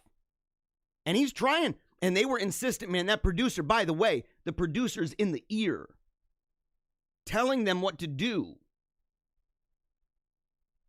They're whores. They are. They're whores. They will do what that producer and that director and that legal person in their ear is whispering in their ear. They will do that. Why? In part because they have zero integrity, because they're actors, essentially. They are actors on a screen, and they themselves are, as hard as it seems, the commercial for the commercials. And there's no better example of this than the Super Bowl. The Super Bowl is a commercial for the commercial. The idea is to keep you there, not so you can see a bunch of dudes clobbering each other with a bunch of gear on. They pay them big for their commercials, by the way. So get accustomed to the notion. Just it's a what'd you call that? A pivot. It's a pivot that you have to pivot into a place to posture yourself toward what you're doing and what you're seeing to realize it for what it actually is. How many of you ever thought of the idea that the football game or any show, any news program is in fact the commercial for the commercial? You must. And I warned, by the way, people are saying in here, it's an orgy of lies and propaganda. The TV is our enemy. It's a smokescreen, a distraction, crumbs. Saying, I saw that. Newsmax is a disgrace like all the others. I warned people. I said, look, it's the way that the establishment media works. And I have followed Newsmax, man, since what, 2000 and... I was reading their magazines. I used to get a Newsmax magazine back in 2003, I think. They've been around for a long time. They were riding that wave. They you go and you read the people that were the regular columnists in Newsmax. Dude, they're neoconservative through the roof. That's like George W. Bush era stuff. They loved that crap. That's the dead horse, by the way. And why else wouldn't I listen or watch it? Because you got stuff like this. This is why it's so phony and fake. Democrat shill Bruce Springsteen in Super Bowl ad by Jeep calls for meeting in the middle of reunited states of America. 4 years ago, Boss proclaimed new American resistance to Trump. You didn't meet us in the middle, homeboy. You scumbag piece of crap. You didn't meet us in the middle, but you know what? People are so here today, gone tomorrow.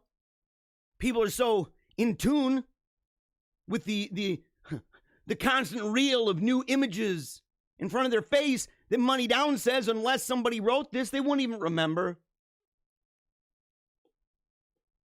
Man, did you see that commercial about reuniting the reunited states of America? Blah.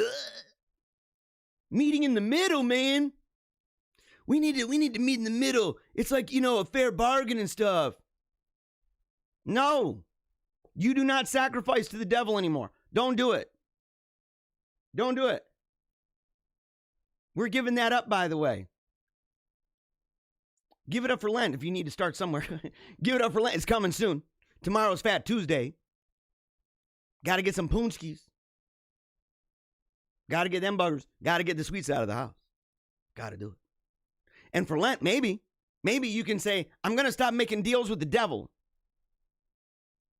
Because fundamentally, it's what you've done. Why sacrifice the principles of the kingdom? Why sacrifice the social rights of Christ the King? Why? What kind of bargain is that, by the way? Is that Faustian? What kind of bargain is that? Where will it lead? So this is where I've been. Not really. In my mind, man. In my mind. To sit there and say, look, I made a promise. I said, I'm getting off this thing. I'm going to let the social media train smash me into smithereens. And by the way, I've had to fight. I've had to fight temptations and urges that have to do with defending myself. Because the very day, what would it be? Wednesday. Not last Wednesday, the Wednesday prior. The Wednesday prior, I did a part where I had my arms out talking about the train coming to obliterate me into a million pieces. That's the episode where I let everything go in the end and I turned off the camera. And I said goodbye in the dark. Right? That night, after I had proclaimed social media death, that night, there was an article about me. It had me in it. In fact, I was in the image, my wife, a friend of ours, talking about my association with some boys, talking about my association that, I'm rather, proud of. Talking about, look, they're wearing it on their sleeve. Talking about the little skull that I wear on my outfits. I share that. Talking about the Perry that I wear. And using that in a way to just drag me through the mud. And it was tons of people, including my cousin. He was charitable. Although I'm a little bit upset at him. If I ever see him, I'll tell him. Because he's a liberal. Well, he's a radical leftist, right? He's anarchistic. But he gets on there and he admitted, he said, look, you want to call this guy a racist? You want to call him a white supremacist? You're going to have a really big argument on your hands. This guy is no joke. He's going to have a serious debate with you about this and why you're wrong. And he's like, and he'll be able to, he'll settle it. He'll settle it. And I thanked him for the charity. He said that he believes that he believes that I'm a neo-fascist. And I'm like, only if you believe that every single view other than anarchism is neo-fascism. I'm like, dude, I believe in Christ the King. I'm talking Christendom, dude. I'm talking principles that are 2,000 years old. Even older than that, as a continuity of covenant in space and time. So what do you say? I wanted to defend myself. But I was busy. I was busy in the life of my mind. I was busy reflecting on things that were beautiful and good. So I missed stuff like this. The secret history of the shadow campaign that saved the 2020 election. Talking about groups that got states to change the voting systems and laws. Blackballed says they're straight up bragging about rigging the 2020 elections. Totally true, 100%, no doubt about it. But Newsmax, now there's nothing here, nothing to see. Mike Lindell storming off the set. What a loser, by the way. Turn it off. Turn it off. One after another, guys, just turn it off. Turn. Go through, turn it off. Turn off all of them. Don't even worry about it anymore. You don't need it anymore. It's been a mirage and a facade the entire time. You don't need it. Oh, and I've been told that Fat Tuesday is not tomorrow. It's pretty sure it's next week. I kind of wondered that too, but I thought that the priest said it was this week. If it's next week, thank you for the correction, by the way. Anya's Day. For what profits a man if he gains the whole world but loses his own soul? That's what this is about. That's what these people do. That's why I was saying earlier that we have to live in such a way that if the world comes and tries to plunder, they've got nothing. We came in with nothing. We'll leave with nothing. The more things that we have, the more idols and sacred cows, the more we have that, the harder it is going to be to let go. And not just let go in time, but to let go at the end.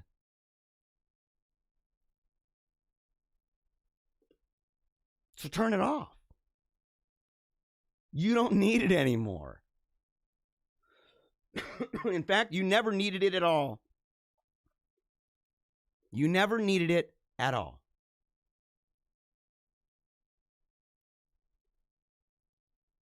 Yeah, right here. Here's another reason why. I mean, look, I don't mean to be so rude about everything. Let me see if I can get this a little bit bigger. So that way we can go ahead and come on now. Why is it doing that? Yeah, it's okay. Yeah. President Joe Biden on the new jobs numbers. Quote, at that rate, it's going to take 10 years before we get to full employment. It's not hyperbole. That's a fact. Especially with his method. Remember, he's of the school of thought that never said that Trump could do what Trump did. He's from that school of neoliberal thought that thinks that it's actually pretty good that there's a lot of unemployment. Thinks it's pretty good that we bring in people from other countries to do American jobs. Pretty good to send American jobs overseas. All at the same time. All at the exact same time. He hates his own people. He hates them. And he's a liar. He goes from build back better. And I have a plan to deal with COVID. Where does it end up going? Sorry, we can't build back better for at least 10 years. Oh, coincidentally, by the way, do you see the way that plays itself out? That happens after he's gone, even if he's a two-termer. They basically have him on life support, dragging him out like Weekend at Bernie's. Even then, it would be after his administration. And about the COVID, nothing can be done. I guess when you're forever rigged the election system, you can be brutally honest like only a dementia-addled octogenarian can. It's by the Western chauvinist. You don't need to go back and look at this stuff because, look, if you watch this show even once a week, you already know. You know how this plays itself out. What is the point of actually knowing this stuff, by the way? I feel guilty showing it. Think the FBI will investigate this hate crime? It's a noose. Why can't we say that right there is a dog whistle? Why? Why can't we say that right there, that noose, remember that? All those nooses? Foam balloons? Cuckoo bird nonsense? Why can't we do that here? They never will. The media never will. Never, ever, never, never, never. Because they hate you too. I used to think that it was a dangerous thing to say that you know, fake news, that they hate you. That these mainstream media, that they're evil, that they're the enemy of the people. But the fact is, the truth of the matter is, they are. And not just based on their content, based on the fact that they know the effect of the medium that they're using and they don't care. That makes them like a raging hot, steamy, icky and gooey sack of trash. Quadruple decker poop sandwich.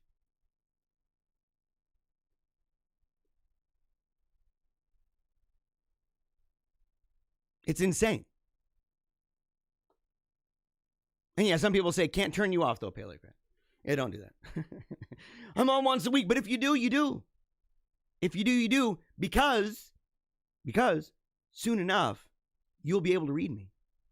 Some people already do. Some people already can. Because I'm on my way. Because I'm on my way, and I'm not lying about that, guys. I'm not lying about that. I'm thinking, dude, if you like the show and you like the theatrics and you like the message and the way that the words come out, the presentation, the pontifications, if you like that sort of a thing, you are in for a surprise. It's true. Let's see here. They're not even gonna check that out. Why would they? And here's one reason why they won't, because the truth is, sometimes it's quite obvious what's going on. Amazon unveils the design plans for Virginia HQ2 with dramatic spiral helix building as centerpiece. Oh, that's kind of neat. It kind of looks like a certain something. Do you know? What do you look at? When you see that, what do you see? There's another art piece in history. There's another art piece in history. You know what? I'm gonna find it right now. I'm gonna go on here. I'm gonna go on here. Let's see. I can't say it out loud. Or else, obviously, to give it away. So I'm gonna drag this picture up there and see if it just drops right in. Here we go. Oh, can I do it? Hold on. Oh no. So okay, so here we go. I got it on the desktop. Now I got to drop it in, man. I got to drop it in. Come on now. Where is this bugger? Where is this bugger? Oh, here it is. There we go. See this? Let me make it a little bit smaller. We'll make it smaller. Okay. Do you see it? Do you see it? I do. There's the Tower of Babel, by the way. It's the Tower of Babel. There we go. Look at that. That's the ice cream cone of the New World Order. It's the ice cream cone of the New World Order, man. And so these people, they're just out in broad daylight at this point. I'm sorry that took me so long. I'm trying. I'm trying. But look at this bugger. Look at this. And by the way, look at how gross that is aesthetically in that environment. Look at how intrusive. It's barbaric. Well, what's the term? There's a specific term for the kind of art that it's that way. I forget, it's not destruction. It's something. It's man, it's always driving me nuts. It's totally communistic, man. Totally New World Order nonsense. And they're like, oh, we're just gonna put this weird looking crap right in the middle, right there, surrounded by buildings with. But you know what? Let's be honest. Look at the buildings around it. They're crap. We live in a world right now where architecture is crap. So people will look at this and say, wow, look at that artistic stuff right there. Because it's up against the backdrop of this. Of this doomsday architecture.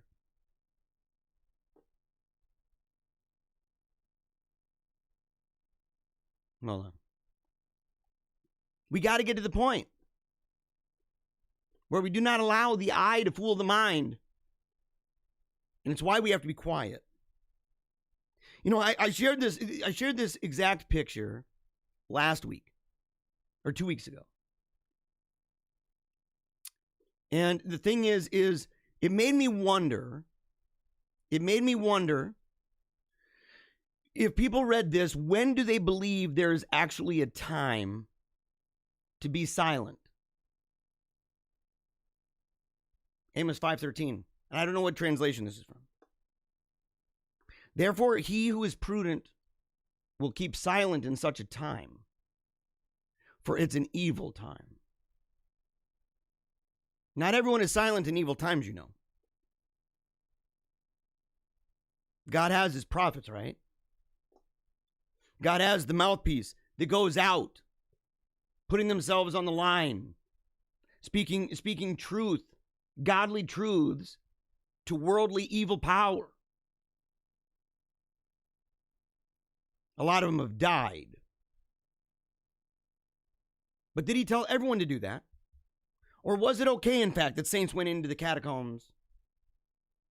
Was it okay? Was it okay to be quiet? Was it okay to be silent? What does it mean? And I mean it. What? Just ask yourself, and I'm being serious. Ask yourself, what would be required of you or the situation? What would be required for a situation and a time to fit the description of evil in this verse? Is it not now? Does it have to wait for when people are coming and slitting your throat? Is that like, well, now it's evil? Well, obviously. They're coming and chopping your heads off. Is it enough right now? Should we be silent? I think we should.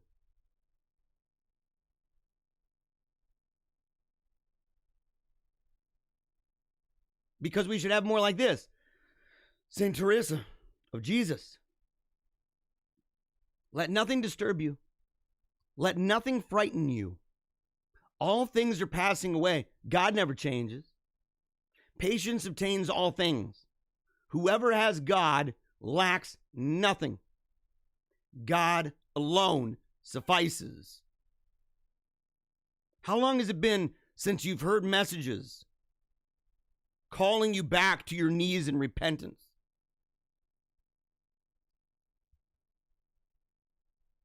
So many churches have given themselves over to the idea of seeker sensitivity.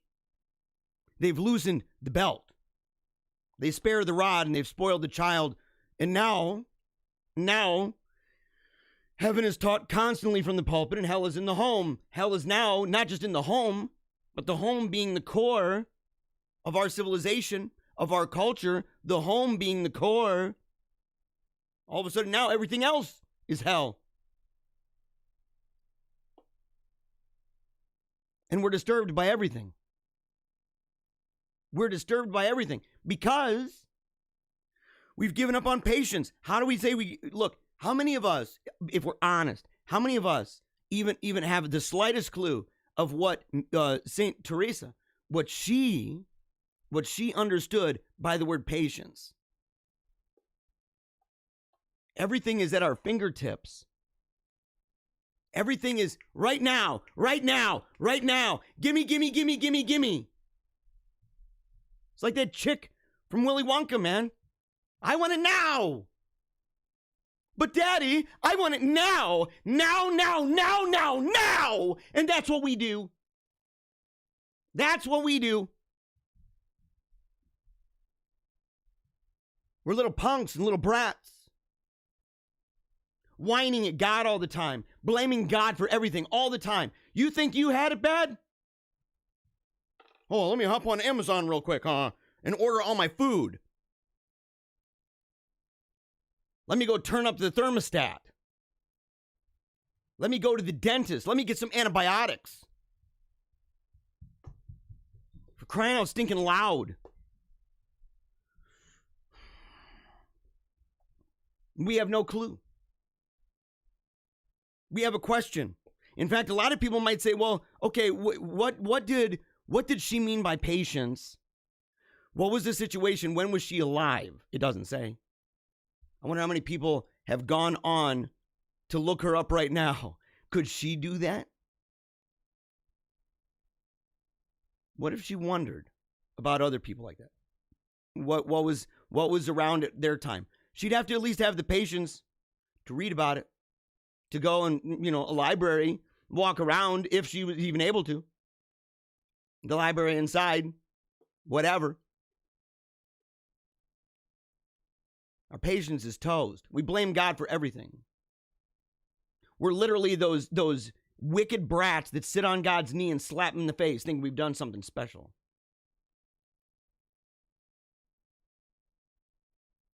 But I'm excited because it's not all doom and gloom, right? There are people like you. There are people, hopefully like me, that would be able to go into a church that's completely broken down. I don't know if you can tell what this is. It's a devastated church, but the altar is still there. And people are kneeling as the priest is confecting the sacrament. Communion is about to happen. And the church is completely ravaged, and yet you can see the people. You can see them on their knees. You can see them still committed, watching as the rubble and the rabble from all around them, the craziness of their times, is so heavy and so intrusive that it's even affected the structure itself, the building, the ceiling, the rocks falling, the brick crumbling. And yet there they are. And yet there they are. And I've thought to myself, I like this one, by the way. Vida monastica, Iglesia Católica. Contemplation. Let yourself be taught in silence. You know how much silence I've enjoyed? I still listen to music. In fact, I've been enjoying music more lately. But I still primarily, my day is committed to silence. That's a healthy thing, by the way. In the car to drive around, no sound. I don't need a soundtrack of my life. I don't need that prime. I'm not living a commercial. I don't need a constant barrage of jingles. Jingle jingles. Don't need it. Let the face of the Lord illuminate me. To join the beloved in silence. Love without the need for feelings. You know, I talked to somebody recently. He was asking me about feelings. And I said, you know, people, a lot of modern Christian people, they don't even understand just how Moravian they are. They don't understand it. They don't understand that belief of feelings in this encounter that gave you the goosebumps. That's actually within history, that's a relatively new thing. History was already drenched in the blood of martyrs for over 1,000 years, 1,500 years, whatever, for a very long time before the Moravians showed up, where they started to have the experience. Why I get the feels. That's how I know. Think of how modern that is. Think about how romantic that is. And romantic in the sense of the ism, romanticism. Think about it. Where's the idea in the Psalms? And God gives me the goosebumps. When I pray, I feel it. And it gets me all worked up. Where do we get that, man? He says that he can make his bed in hell and God's still there. He ain't getting the feels at that. He's panting for water and God is there. He's in he's in the valley of death. In the Garden of Gethsemane. It doesn't matter. God is there. You don't need feels. In fact, that's a mirage. That's a mirage. And here's why I'm telling you this. Because it only satisfies you. It's essentially kind of like masturbation. It only satisfies you. There's no building up of anything else. And you say, well, the thing is that it feels real good. The problem is if we base it on that and people say, well, I know that I have a relationship with God because I feel it. If that's true, if that's what we base it on, if that's the authority, then everybody's got to accept any kind of raging heretic that says the most outlandish crap. Jesus was a tranny. Yeah, Jesus was definitely into St. John. They were probably having sex. Yeah, Mary wasn't a virgin. God is a girl. I feel it. And you go, well, no. No. It's more than that. And you go, so you can have the feeling. The Mormons come to us. The Mormons come, and what do they say? The burning in the bosom. I have a burning in my bosom. I bet you do. I don't care. I don't care, son. It's a bad argument. It's terribly unconvincing.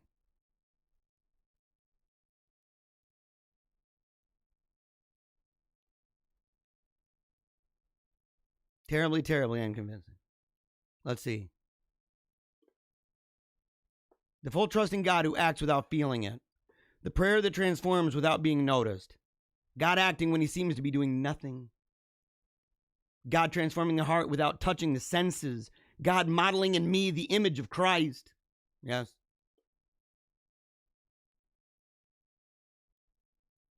And I've accepted this too. I've accepted that our ancestors are in fact living through us. I've accepted it for a long time, but I've become more cognizant of what this means. The cosmic rhythm of the race. We're a holy race, It's true. We're a nation. We're a priesthood. We're all of these things together. And that word is significant. We talk about the saints. What we're talking about, our extended family. We're talking about a family tree. Not just heroes. They are heroes, but they're heroes that we're related to. We're grafted into that one tree. Wild olives in an olive tree.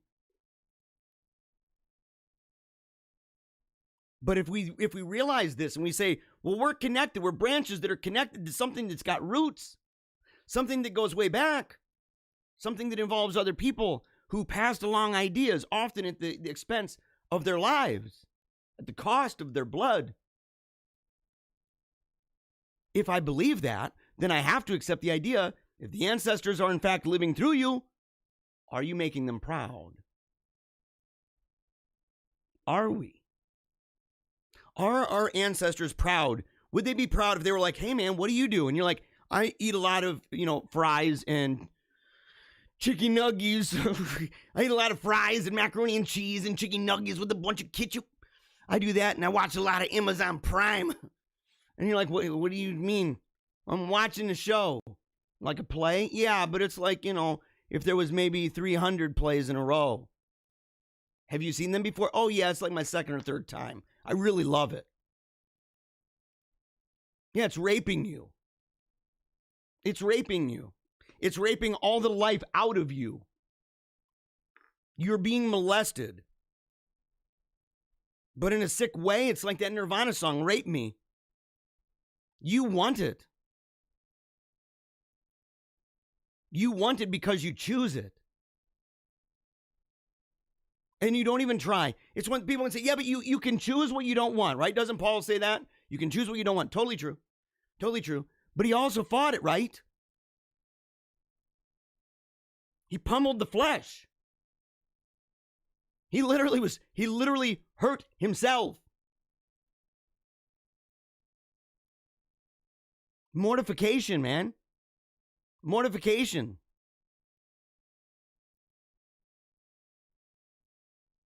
And I'm not even gonna go through all of this stuff to do with the ladies. I'll save that for next week. We'll do a ladies show next week. Ladies and kids. Ladies and kids.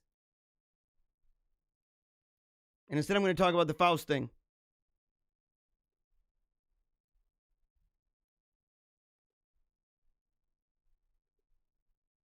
I'm going to talk about it. And by the way, yeah, Anya's Day. I'm on my way to misery and happiness today. Shrek, yeah. Yeah. Cherie says, knowing what is going on doesn't make it easier, but I would rather get my knowledge on what is happening from someone who knows Christ. You need someone in the know. That's why you have teachers and evangelists. That's why. We need these things. We need people who not only teach us about the faith, but how it applies to the age wherein we were born. It's true. Someone said those who refuse to acknowledge history are doomed to repeat it. And here's the badumps of that is that applies to, I don't know, basically everybody. Even to those like I try to study this stuff. I try my best. And I think I've done pretty good. I've got, pretty good record so far. Pretty good record so far. With very few errors. In fact, I don't even know what since we started, I don't know where I've gone wrong. On little things like pronunciation of words. I got you. But on the idea of history and the flow of history and where we're going next, why we're going there, what's going to happen, what kind of weird retribalization of man is going to take place, what's the ascendant view, what's that place where two views cross paths, but the world views are so separated, so antithetical that they can no longer coexist. I said that, man, it was one of the first episodes that played at the beginning of every single show when I had my highlight reel. And what did I say at the end of that? Each and every time I said the same thing. We are there right now. I need water. We're there right now.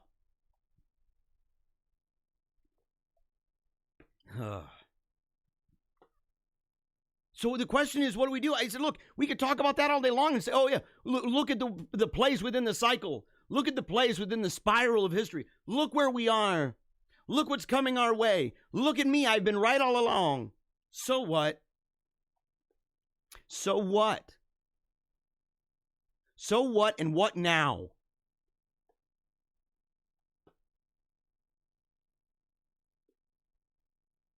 Are you going to be a Veruca Salt? That's what Stephanie in the comment talks about. Are you going to be a Veruca Salt? You're just going to play the game and, I want it now, I want it now. That's the spirit of the age. Is that what you're going to do? Are you going to escape and run and hide? Are you going to say, I don't want anything to do with anything. I'm completely oblivious to everything. There's merit. At least that one has a little bit of merit to it. There's some, idea even of personal redemption, whereas the other one, I mean, you're just neck deep in the fires of Gehenna. What do you do? And on this show, I have said two things. Take a knee for Jesus, right? Christ the King stuff. The big vision stuff. Saying that it's a big vision, the trajectory of history is his. No matter what, no matter how bad it gets, all the darkness, all the stuff that messes with you, doesn't matter to him. Because his trajectory, his is a kingdom that doesn't end. Ages to ages. Without end. His is a world without end, by the way. So that's the first part.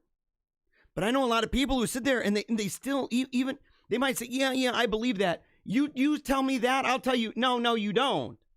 Yeah, I believe that. No, you don't. If you can look at Christ the King in the face, the one who bled and died for you, the one who suffered the scourge, the one who gave his will and everything else in the garden, that Christ, that one that rose from the dead, that one that the Father gave all power and all authority in heaven and on earth to, that one who has bought you, you are a slave to him for great things, by the way. If you can sit there and at the end of the day go, yeah. Nah. You don't believe it. Get on your knees. Ask yourself, what happened to you? Why are you a shell of the Christian you once were? What is it? And if you can't bring yourself to admit it, it's probably because you can't bring yourself to even face it. Because maybe deep down inside, you just simply don't care. Then you get what you get.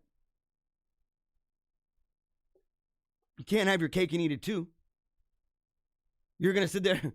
You pick your poison. Yeah, Jesus. Yeah, all power in heaven on earth. Who do you think you are? That's number one. Number two is that King of Kings, that Lord of Lords, that made you his slave to do his will in space and time, subjecting all things unto him, all thoughts and imaginations, everything, subjecting all of that to him to restore the natural order on kingdom principles, eternal principles. To do that, that same king has given you gifts and talents, weapons of warfare, equipped you with what you need more abundantly than you need, which is why you are able to be described as more than conquerors. What are you doing saving the princess, man? What are you doing fighting Bowser? What are you doing that? What are you doing the phony baloney crap? Why are you watching people on movies do that stuff? I get it. Look, I like movies too. But why is that the priority? Why? And you say, well, it's not. And you say, well, what is your day structured like? Money Down says that's the case. Money Down.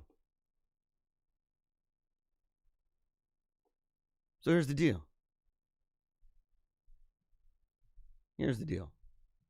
For me, I'll give you an example of what I have done in my life, and how I viewed these things and applied these principles so that I can maximize the role that I play in the vision that I advance, in the vision that I've accepted, in the vision that I project, in the vision that inspires you, the vision that inspires you to come back, to watch and to listen, to be motivated, inspired, educated, and edified. This is what I've done, and this is why. And I found it, funny enough, at the beginning of a play. In the book, and I'll show you. This is the copy I've got. Okay. Goethe. I've found that it's not Goethe. I thought that's what it was, Goethe. I think that's the proper way. It sounds weird coming out. It's kind of like, Hawk. I don't know, like, is it Goethe? Can we just call him Gertie? What are you gonna do? But Faust, right? Faust. So the book, in the beginning of the play, it's a poem. The beginning of the play, there's a director, there is a poet, dramatic poet, and there's a clown. And the three of them are talking. And it didn't take long before I learned two things. Number one, a couple things. I learned I love this book. I at least love the writing. I love the thoughts and the considerations thus far. Number two, I relate a lot to all three. The director, the poet, and the clown. In fact, it's kind of funny because that's actually what I do on the show. I do all three of these things. Okay? I perform each of these tasks. And I'm a poet outside of here. People can say, Jeremiah, you're an actor. Okay, fair enough. But I'm a poet. Just wait and see. Some people, as I said, some people already know. Some people have bore witness to this. And they're like, dude, bro, your poetry is pretty dope. I don't want to let you down. Okay? Don't want to let you down. But the director says, to please crowds is what I desire most. For they not only live, but let live too. So, okay, so like the crowds, you are important to me, by the way. There's truth to each of these. I'm least like him. I know the game, but my heart's not this.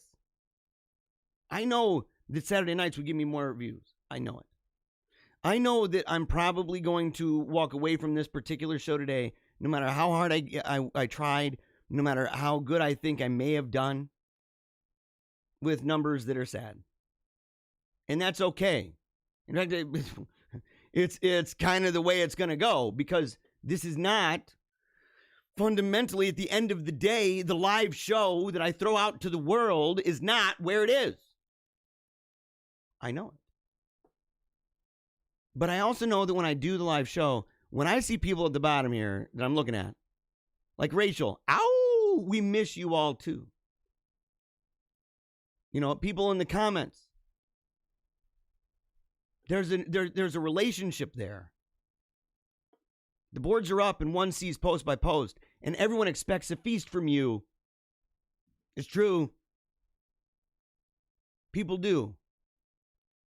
And when they don't get a feast, they walk away, and that's okay. It's part of the game. It's exactly, look, this is what it is. I mean, who's going to sit there? What kind of weirdo would I be if I'm like, look, you don't like it? I'm not giving you the entertainment that you want. Just take it. Just shove it in your mouth right now. What kind of weirdo would I be? What kind of sicko, man? I see them sit there with wide open eyes, relaxed and hoping for a great surprise. I know quite well how people are impressed, but I've never been in such a spot. While they're not accustomed to the best, they certainly have read a lot. So they want to try something new, something significant, something that will please them. But the poet doesn't have it. No, hold on a second. See if I can make it bigger. Really?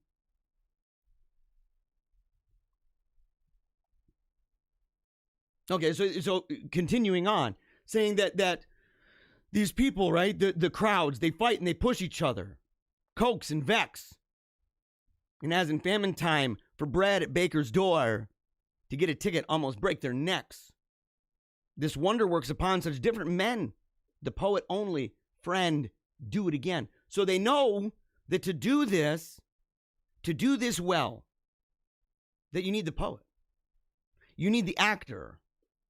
But the poet, so I know this, the poet, don't speak to me of crowds, at whose mere sight the spirit flees us. I'm fortunate, in fact, that I don't see you, in a way. Now, I'm not as hardcore as this guy, because I'm a little bit of the clown. So I understand. Look, I would love to be in front of an audience. I love public speaking. I would love to do theater. I don't know why I haven't, other than I haven't taken the initiative to do it. It's my fault. But talking about how you need to get to this place. You need to get to this place that you could confine the surging rabble that draws us with might, to compromise our every great design. I understand that, to say, look, I had people trying to pressure me to do things that I said, look, I don't believe that that's a great design. It's commercially formatted. I get it. I understand that. But I'm not, in that sense, the director loses to the poet.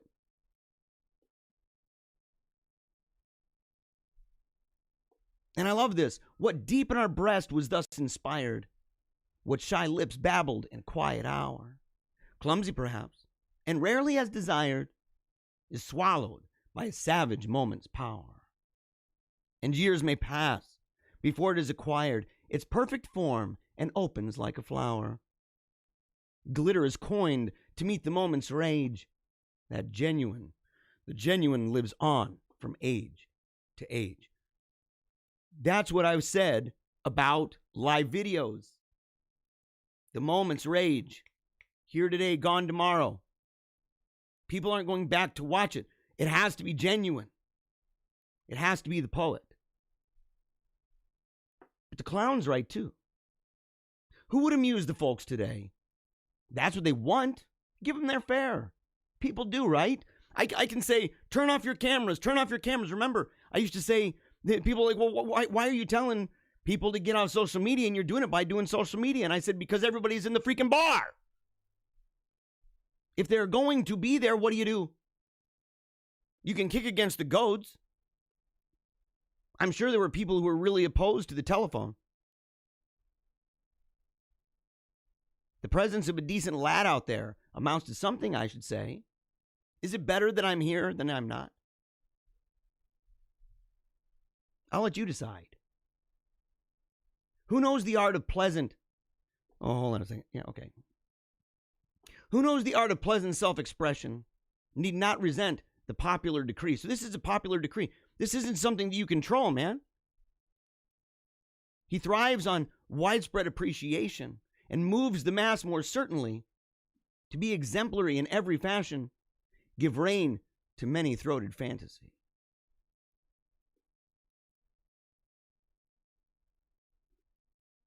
Let's see here. I don't know why it's so small. Let me make it bigger.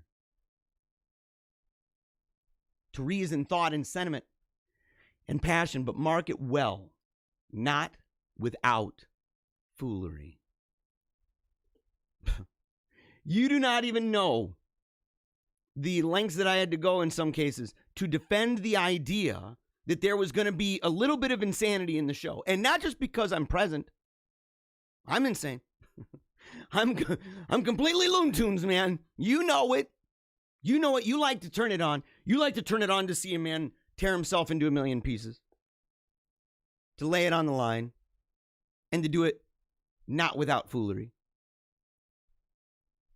And the director says, above all, let us have a lot of action. They want a show. That gives them satisfaction.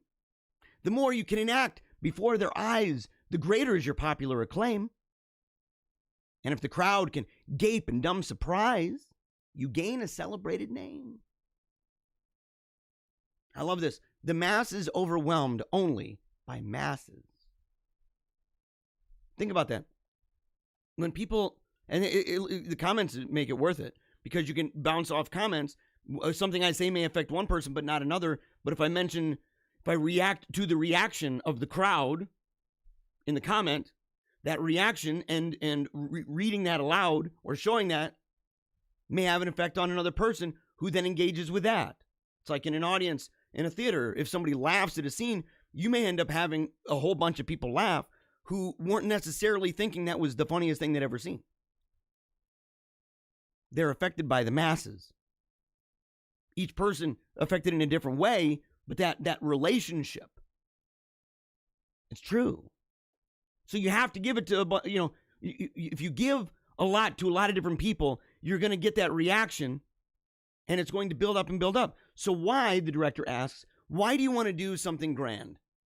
Why not just, it's easy to do. Just get on the video, Jeremiah. Just get on there, turn it on, crank it out, walk away. You've made your stuff for another day. Period.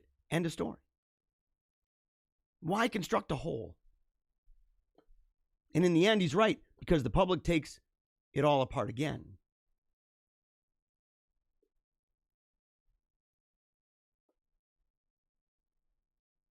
And the thing is, though, is that the poet, or is it would it be the clown? Let me see. I don't know if I got it in order here. Why do you dream on your poetic height? So if people can ask it, why do you even care, Jeremiah? Who gives a crap about this? Because I'm telling this not for me. I've already settled this score. I'm telling it for you. Play it through. Play it through. Ask these questions of yourselves. What do you dream on your poetic height? What is it that you want? What is your dream? What if you had the one thing, what would it even be? Look at your patrons with awe. One half is right here. What gives a crowded house delight? One half is cold, one half is raw. After the play, one hopes to play at cards. Another for an orgy in a harlot's bed. With such an aim, you silly bards, why plague the muses? Go ahead, simply give more and more, and always something more. That never fails. And add some dark illusion. Try only to create confusion, to satisfy man as a chore. What seizes you in ecstasy or pain? It's all a moment, by the way. It's all a moment. But the poet's right. And think of this. Go hence and seek yourselves another slave. You're made for more than sitting in front of a TV. You're made for more than buying into the commercials and the commercials for the commercials. You're made for more than being a fat slob sitting around doing nothing in the house. You are made for more than being a consumer, than being some kind of a single digit, a random widget inside of this massive economic machine. You are made for more. End. If you don't believe it about yourself, listen to me, because I believe it of you. Look yourself in the mirror. Look yourself in the mirror and start seeing yourself through God's eyes. Don't look anymore through the eyes of the world. You've been deceived. You are not their slave. You have been. We all have been. Look at yourself and say, I am a slave. I'm a slave. Say it. I'm a slave to opinions, values, and systems that are foreign to everything I stand for. And I don't even know how it happened. Somehow I'm in these chains. And what scares me the most is I actually kind of like them. And I may have put them on myself.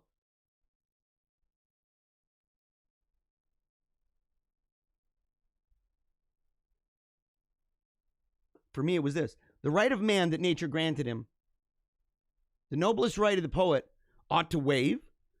The right of man that nature granted him and waste it frivolously for your gain. How does he move all hearts or reign over the elements like cherubim? Is it not streaming forth the concord of his art that carries back the world into his heart?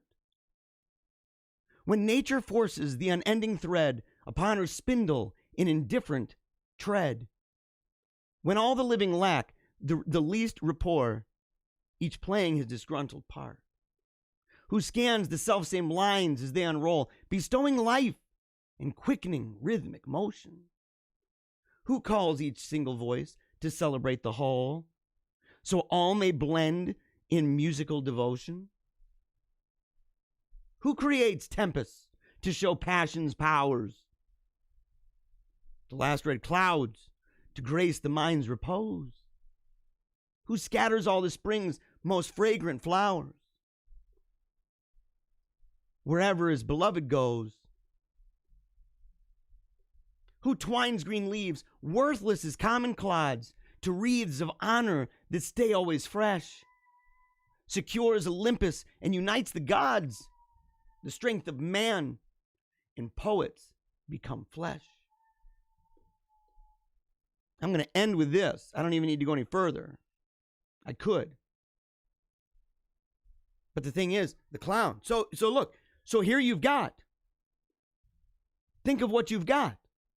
You've got a situation where he says, look, you can tell me to sacrifice myself for the masses. You can tell me that I need to go out and make money. I need to go out and get an education. I need to go out and get a job. I need to go out and do this. Maybe I shouldn't have kids.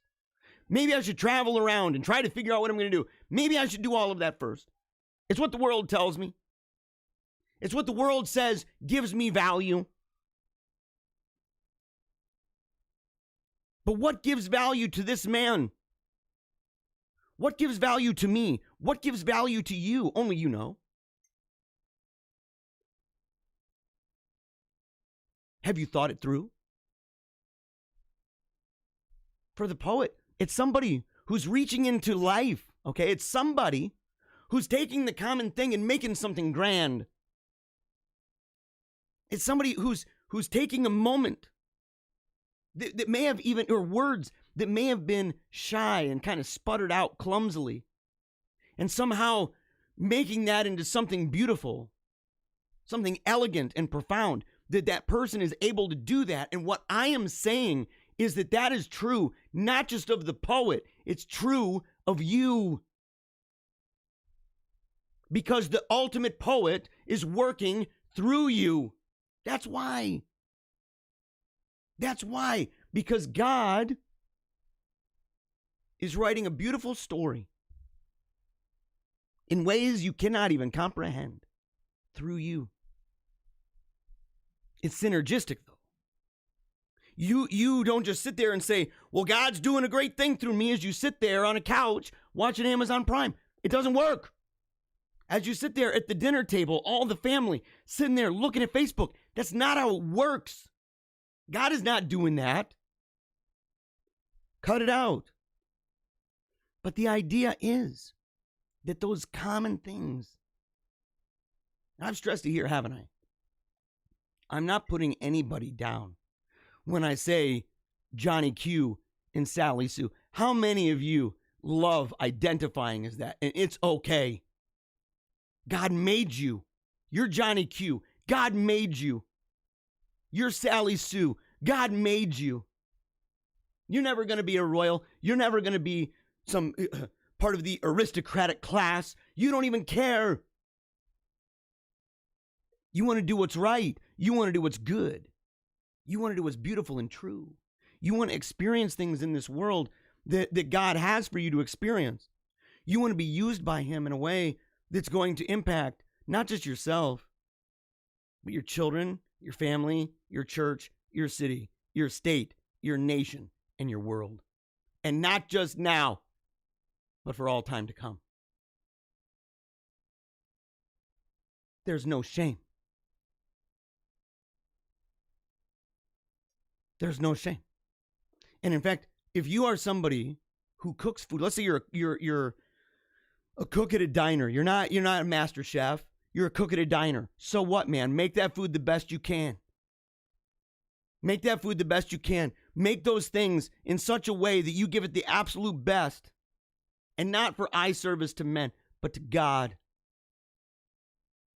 Give it your best. Are you a housewife? Give it your best. Not for the praise of your husband. That's nice. And husbands, by the way, praise your wives. Praise them. Adore them. Glorify them wherever you go. Let the whole world know. But housewives, what are you doing in the home? What are you doing for your family while they're gone? If you're homeschooling, what are you doing? Are you waking up as diligently as you have been before? How are you making it so that your kids are not just learning? This is true of everybody. Not just learning, but they're learning in a way that's going to be applicable, because life is a practicum. You're a bus driver. It doesn't matter. I could go down the list. We could go forever and ever and ever. Are you a secretary? Are you a manager? Are you a security guard? You a bartender? What are you in this world? Are you working a checkout lane? It doesn't matter. Are you a farmer? It doesn't matter. Because ultimately, those little things, those clumsy words, those moments that are real, that you've placed yourself in those places,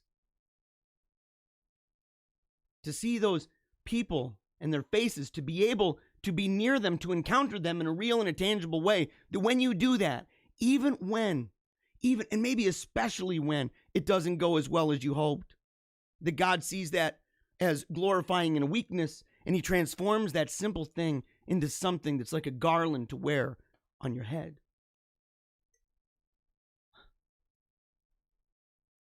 So no more of this, yeah, Christ the King.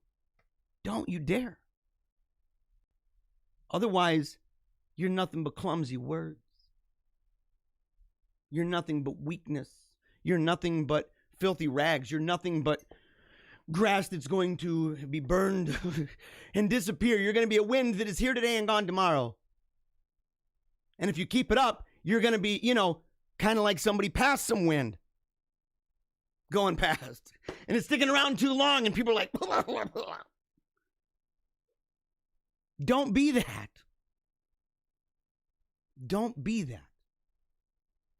Do what God made you to do all week long. You're not going to have me, by the way. You're not going to have me throughout the week. Not in this form. Not in this form. It's okay.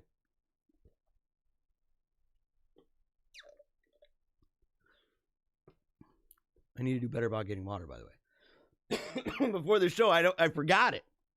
My staff is killing me. I guess I'm going to fire him. I'm going to fire him. Little Louie, you're on the street, buddy. Get him a tent. But you're not going to have me this week. Which is why I said Monday. It had to be Monday. Well, Monday or Wednesday, but I picked Monday. Because I said, I want this show to be that supercharge that you've got to say, I'm pushing all week long. And I want it situated in such a way that when you come back, I know you're going to be dragging. I know you will. Because you're the type that will give it everything you've got. You're the type who knows that every second of every day, everything is on the line. You know it. You know it. You're going to come dragging back. But here's the thing. Not before you go to church. Not before you go to church. You go there. You deal with that. The priority of your week begins right there. And then on Monday, your work week begins with moi. I love you guys. I love you guys. And I'm out of here. I'm totally out of here right now. Totally out of here right now. It went a long time, didn't it? It went a long time. Well, what the heck is that? Okay, yeah, it's over. It's the end. So we got to go ahead while Ailey and the kids are coming down. While Ailey and the kids are coming down, I'm going to go ahead and read some of these comments. By the way, so one person says, I can't see you in theater for the mere reason that no one should direct you. You know, I actually had somebody tell me that. I had somebody tell me that, I needed direction, but maybe that I'm better behind a camera. And I don't know what capacity that would be, by the way. You know, because the truth is, I mean, look, I joke around about my sterling good looks and stuff, but come on now, give me, give me a break. Not necessarily the most handsome dude in the universe, and so I know what I'm up against. I got that Napoleon thing too, man. I do. I'm like a short guy. I'm a short guy. It's great. It's I guess fortunate that I'm very powerful. So it's fortunate that I'm powerful. It is, guys. Natural aristocracy works in my favor. So Night Shift says, I am surprised that you aren't famous. You have the charisma. Actually, I had somebody, I won't go into more detail about this either, but I had somebody that actually told me, and I believe them, that in some ways that I already am, that I already am famous, but I don't have numbers. And to make sense of this, consider my Twitter. I don't do jack crap on Twitter. And yet, over the years, I've had high-profile people following me. And sometimes they may only have, they may only have like 400 followers. They're following like 400 people, and I'm one of them. And I've known that for a long time. I know that there's a lot of high-profilers. Mama? Yeah. Oh, little Louie. Mama. Yeah, it's Mama over there. Yeah. So, yeah, and see, look, this little guy, here, he's popular. He's famous, little Louie. Aren't you? Say hi. Yeah, there you go, see? So, you know, I don't get too bummed out about it, though. I don't get bummed out about it. Someone said, I'm not upset, reference about Sally Sue. I identify as a Sally Sue because I'm originally born Sally Sue. I didn't, really? Are you serious? Okay, well, you are Sally Sue 100% faux show. Let's see here. Someone said, great show, Bannister. See you next week. Very grateful for that. And, of course, thank you for your time. Thank you for your show. Have a great day. Have a great week, everyone. See you all here next time. By the way, you gotta go. You gotta go. Oh, I missed that song, too. You gotta go to Telegram. Yeah, say yeah. You gotta go to Telegram. You gotta go to the Paleocrat Diaries, as well as the Wolfpack Chat. It's just the @ Wolfpack Chat. Or it's the Wolfpack Chat. I think it is. No matter what, you gotta go, because that's where I'm doing my stuff. I ain't messing around anymore with Facebook. Screw Zuckerberg. Screw him forever. Screw Twitter. Screw it forever. It won't be long before I'll tell YouTube the exact same thing. I'm sorry to tell you guys. We're going to be going back to some film. We're going to be going back to some art. We're going to go back to some books. We're going to go back to some photography. You name it. We're going to do stuff, man. It'll be on your wall and in your library, on your TVs. You might even have to buy one of those, like, little cassette tapes. We'll have to, like, start mass producing cassette recorders that go along. I'm going to make tapes, guys. It's over. Again, interviews, speeches, inquiries, paleocratdiaries@gmail.com. Everything else, paleocratdiaries.com. Until next time, we love you guys. Oh, yeah, you know, never give up. Keep on smiling. And memento mori. Yeah, little dude. I love you, bro. Yeah. If I don't talk into microphones, I don't make that mad cash. Making all that money. Making that mad loot, right? Mind control.